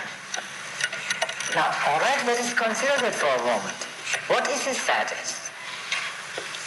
I suppose it means a man who derives pleasure from inflicting pain on other people without any regard to his own advantage. Yeah? In other words, he is not merely a ruthless man, a ruthless man who pursues his advantage at all costs, but there was a simple language not taken from, how do you call that, psychopathology, sexo-psychopathology, and so on, but from ordinary life. There is a word for that. Cruel, a cruel man. A cruel man who, as a cruel man, is not only ruthless, but derives pleasure from inflicting pain on other people. Now, this is a phenomenon which exists. And then we have avant-garde here with a psychological explanation that this cruel conduct is rooted in a sexual perversion, as a theory, as a progress. Yeah?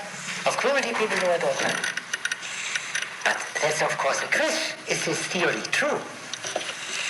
Could it not be that even the sexual perversion stemmed from a more fundamental perversion applied to Hitler?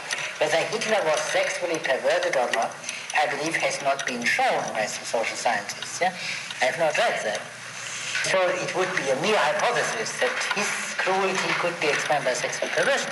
But even granting that, how do we know that these kind of sexual perversions are not themselves the consequences of a more fundamental perversion which also extends to sex? This question is just pushed by scientists. Of course, sexual perversions are more fundamental than any others. How do we know that? This kind of psychology, this particular kind of psychology, dismisses this question. Now, how could this be understood? There is, again, starting from the surface, there is something wrong with the sadist. That is common to the psychological explanation question, and what, for example, I would say. Something wrong with it. Sure, but what does this mean? The normal thing, the not wrong thing, is that one does not derive pleasure from inflicting pain on others for its own sake. Then, if this is the normal thing, it becomes a necessary question: what defect, what suffering, or if you want to talk Greek, what trauma, induces a man to derive pleasure from inflicting pain on others? Would be a question. But we would again have to make a distinction between three phenomenally very different things. Inflicting pain on all others, or on some others, or on a single other. These are obviously very different cases. Now, if we take that, is one case which is very simple, and there is a reference to this kind of psychology would be absurd. Then is a case of revenge. Someone killed X's father. X wants to hit back. It is not sufficient for him somehow that the law does it. He must do it. But this kind of revenge cannot possibly suffice as an explanation if the object of that sadism are all others. Yeah? Revenge, we could legitimately speak of revenge if the objects of sadistic action is some or some. It is one man or some man. Some man may be a whole nation, of course. But all, how can this be understood? How can we understand a man who hates all other men? The ancients knew that. There was Timon of Athens. There was a very word, misanthropos, a man who hates other human beings. But I think we have today a special reason for that. I think this phenomenon has probably changed as a phenomenon. Maybe by virtue of the personification of society as a capital S. There are people who hate society. I do not believe that this phenomenon was possible,